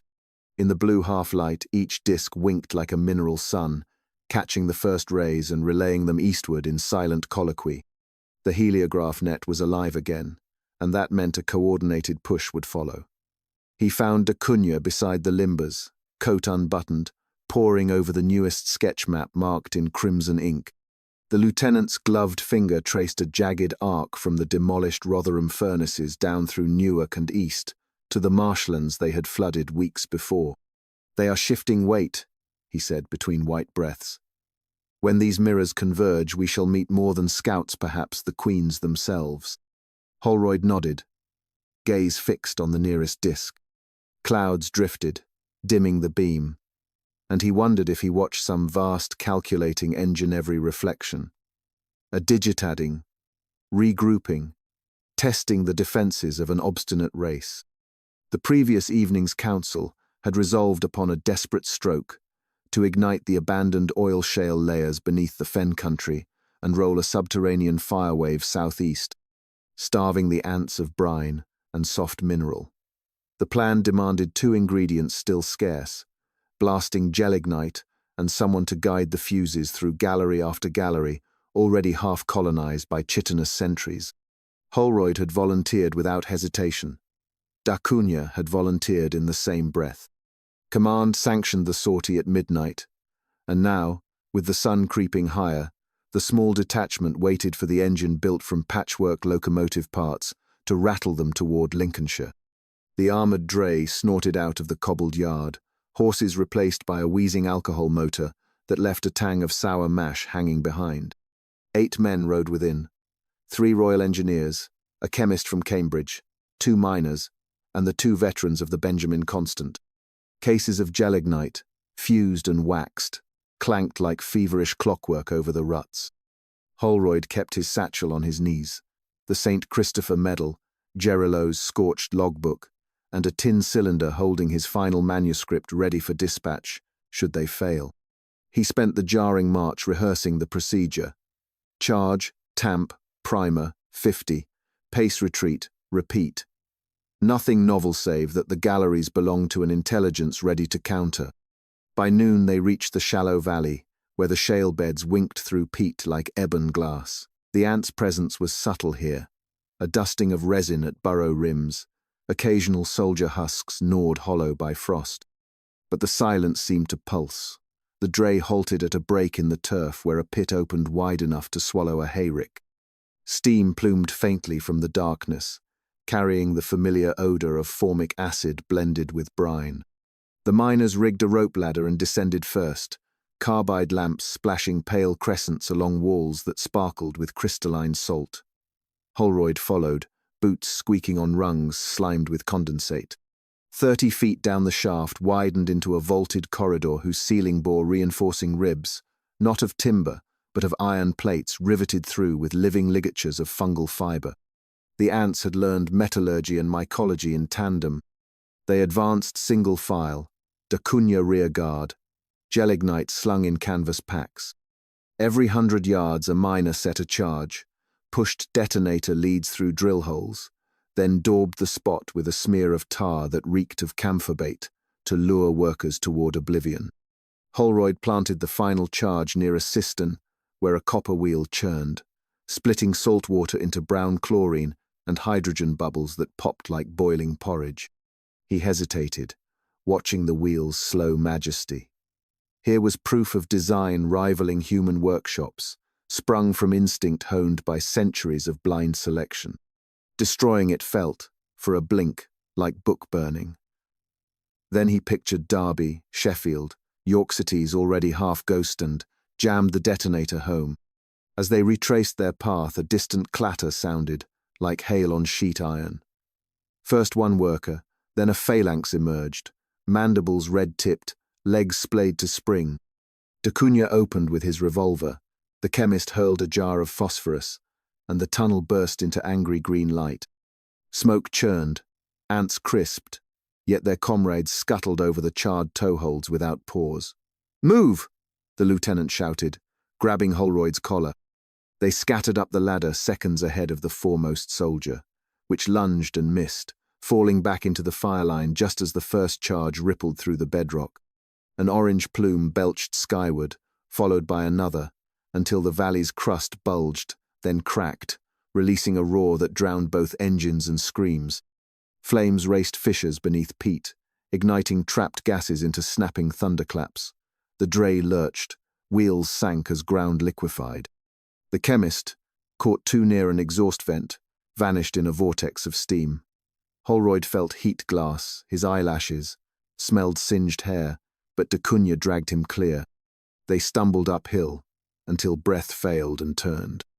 The fen lay aflame in a sinuous wave, a line of living fire curving southeast exactly as charts predicted, toward the ant mirror fields now faintly visible as blinking jewels in haze. If wind held, the conflagration would intersect their stores within the hour. They bivouacked that night in a shepherd's ruin miles north, soot-caked and half-deaf. From the hilltop they watched the horizon glow like a storm of suns. Miners claimed the burn would smolder for days, perhaps weeks, baking the subterranean labyrinths into sterile brick. No one cheered. They had seen too many victories dissolve. Yet as dawn glimmered, an odd hush reigned. No ant patrols, no mirror flashes. Smoke drifted east unchallenged. Hope, timid as a field mouse, crept among them. A messenger arrived by bicycle bearing cracked ice telegrams. Reports from the 7 line. Enemy columns in disarray. Queens attempting aerial exodus but grounded by asphyxiating smoke. Navy observers off Skegness watched Rafts founder, their waxy hulls melted by falling cinders. And from Manchester, miracle telegraph cables carried messages uninterrupted for 12 hours, the first such window in months. Command ordered immediate transmission of Holroyd's findings to every continental capital. Within an hour, his diagrams of salt-splitting wheels and mirror nets flashed beneath the channel. Holroyd, unsteady, wrote a brief codicil. Destruction of Fen electrolytic arsenal, achieved at great cost. Anticipate strategic collapse unless enemy relocates to new brine source. Vigilance must not lapse. Recommend northern governments flood marshes preemptively. He signed, folded, sealed with candle wax, and watched the courier thunder off into smoke-flecked daylight. A gust carried the scent of burning salt bushacrid, but oddly exhilarating. They had struck the ants' lungs. Whether the heart yet beat remained to be seen. 2 weeks crawled past. Reconnaissance balloons drifted over Midland's craters where once hummed forges. No living ants surfaced, though steam vents persisted like dying sighs. Rail gangs ventured south to repair lines. Telegraph repeaters inched messages farther each day. In York, the Minster bells rang without alarm for the first time in a season, and children played in streets unattended, repurposing ant mirror shards into penny looking-glasses.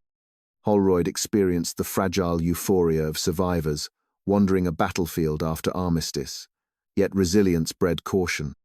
He rode inspection trolleys to pits where queens might have sheltered, and probed rubble with iron rods. In every chamber he found husksome, exploded from internal pressure, others shriveled under chlorine heat. No eggs remained viable. Still, he ordered each cavity filled with limecrete. Returning north one evening, he and Acuna paused at a ridge overlooking Lincoln Cathedral, spires rising through lingering smoke. The lieutenant gazed long, then spoke quietly. Gerilleau would have loved those bells. Holroyd agreed. They descended to the Minster Square where crowds listened to a string quartet under tattered lanterns music tentative, as though verifying its own reality. The 2 veterans shared a bottle of rough ale seated on a fallen statue's plinth. It tasted sharper than any vintage aboard the Benjamin Constant. Late April brought driving rain and spate rivers. Where fen fires still smouldered, water hissed into fissures with volcanic fury. Engineers fretted over sinkholes, but Holroyd welcomed the deluge. Ash and toxins washed seaward, scouring the last spores of ant chemistry. As communications reopened, the scope of victory widened. France reported only isolated nests along the Loire. Denmark none at all. In Brazil, jungle burns combined with the first concerted Allied campaign of Gurkhas and engineers liberated Belém and saw ant colonies drown as the Amazon diverted into their Galeriesa grim echo of Britain's own Stygian flood months earlier. The war, men said, was done. Holroyd did not share the chorus. He pored over continental soil surveys, tracing saline bands, considering yet untapped seams beneath Siberian flats, under Sahara salt pans. The ants, he feared, had gambled on a single electrolytic network, and lost, but lessons learnt by a hive were not easily unlearnt. He drafted memoranda urging global surveillance of marshlands, protocols for insecticidal flooding at the first sign of mirror arrays. Whitehall shelved them with polite acknowledgements. Reconstruction budgets could ill spare funds for phantom menaces. He sighed, tucked carbon copies into his satchel. On Midsummer's Eve, a memorial service convened at Westminster's Shell. Rain dripped through scorched ribs, yet a chapel had been cleared, candles lit. Names of the fallen Captain Gerilleau, Professor Bainbridge, Colonel Hawke, the unknown Paraguayan were read aloud. Holroyd stood beside d'Acunha, medal warm in palm. When the litany ended, the dean quoted Ecclesiastes, "There is no remembrance of former things, neither shall there be any remembrance of things that are to come with those that shall come after." The phrase struck Holroyd like a lash. Memory, he realized, must be forged, curated, defended, else posterity would forget the war and perish to the next arrogance. That night he began assembling notebooks, sketches, photographs into a single folio titled The Campaign of the Ant Engine. He framed it not as triumph, but as cautionary epic, a chronicle of how a species blind to its own fragility almost ceded its dominion. Publishers hesitated audiences. They insisted, yearned for victories untainted by dread. Wells, the journalist-novelist, alone saw merit. He invited Holroyd to a Bloomsbury parlour where talk ran to time machines and Martian cylinders. They agreed. Fiction might smuggle truth past complacent guards. Over port they charted a slim novel romance of entomology and empire, names altered, essence preserved. When the volume appeared a year later, critics praised its monstrous imagination, yet missed the footnotes, referencing real latitudes. Holroyd did not mind. He had planted the seed. Seasons rounded. Reconstruction quickened. Locomotives whistled across repaired viaducts, and telegraph boys once more jostled along Fleet Street. Ant mirrors, corroded and shattered, were carted to smelters, recast into church bells and water pumps. Only in outlying hedgerows did Holroyd sometimes glimpse a solitary black worker skulking under fallen leaves. He felt no triumph stomping them. Those scouts reminded him that vigilance, like rust, never sleeps. In lecture halls, he urged his students to regard every mound, every hive, as a dissertation in persistence. Nature, he told them, does not squander invention. It delays, repurposes, resurges. Humanity survives by the same principle, not by right. On a bright autumn morning, Holroyd stood atop the restored Humber Bridge, listening to ship horns salute the outbound steamers. Beside him, d'Acunha at the temples now leaned over the rail, casting crumbs to gulls. Far below, tidal eddies curled where once rafts of wax and kelp had drifted. The lieutenant exhaled content. "Do you think we have won, at last?" he asked. Holroyd pondered, eyes upon the glittering water. "We have purchased an interlude," he said, "which is all any species secures. Whether it becomes an age or an instant depends on what we learn." He withdrew Gerilleau's weathered logbook, pages fragile as desiccated leaves, and placed it in d'Acunha's hands. "Translate it," he urged. "Publish it in Pará, Lisbon, wherever men will read." The lieutenant nodded, understanding the charge. They clasped palms flesh to flesh, scar meeting scarrand parted with easy smiles of comrades who had seen worlds end and begin. Holroyd remained. A cloud passed, shadowing the river so that its surface seemed momentarily alive with shifting shapes. When sunlight returned, the forms dissolved, yet the vision lingered, a mnemonic prod never to forget. He raised his hat to the breeze, squared his shoulders, and walked toward the city where presses thumped and lectures awaited, carrying in his breast both warning and faith, twin instruments of human persistence poised against whatever patient arithmetic clicked beyond the reach of sight.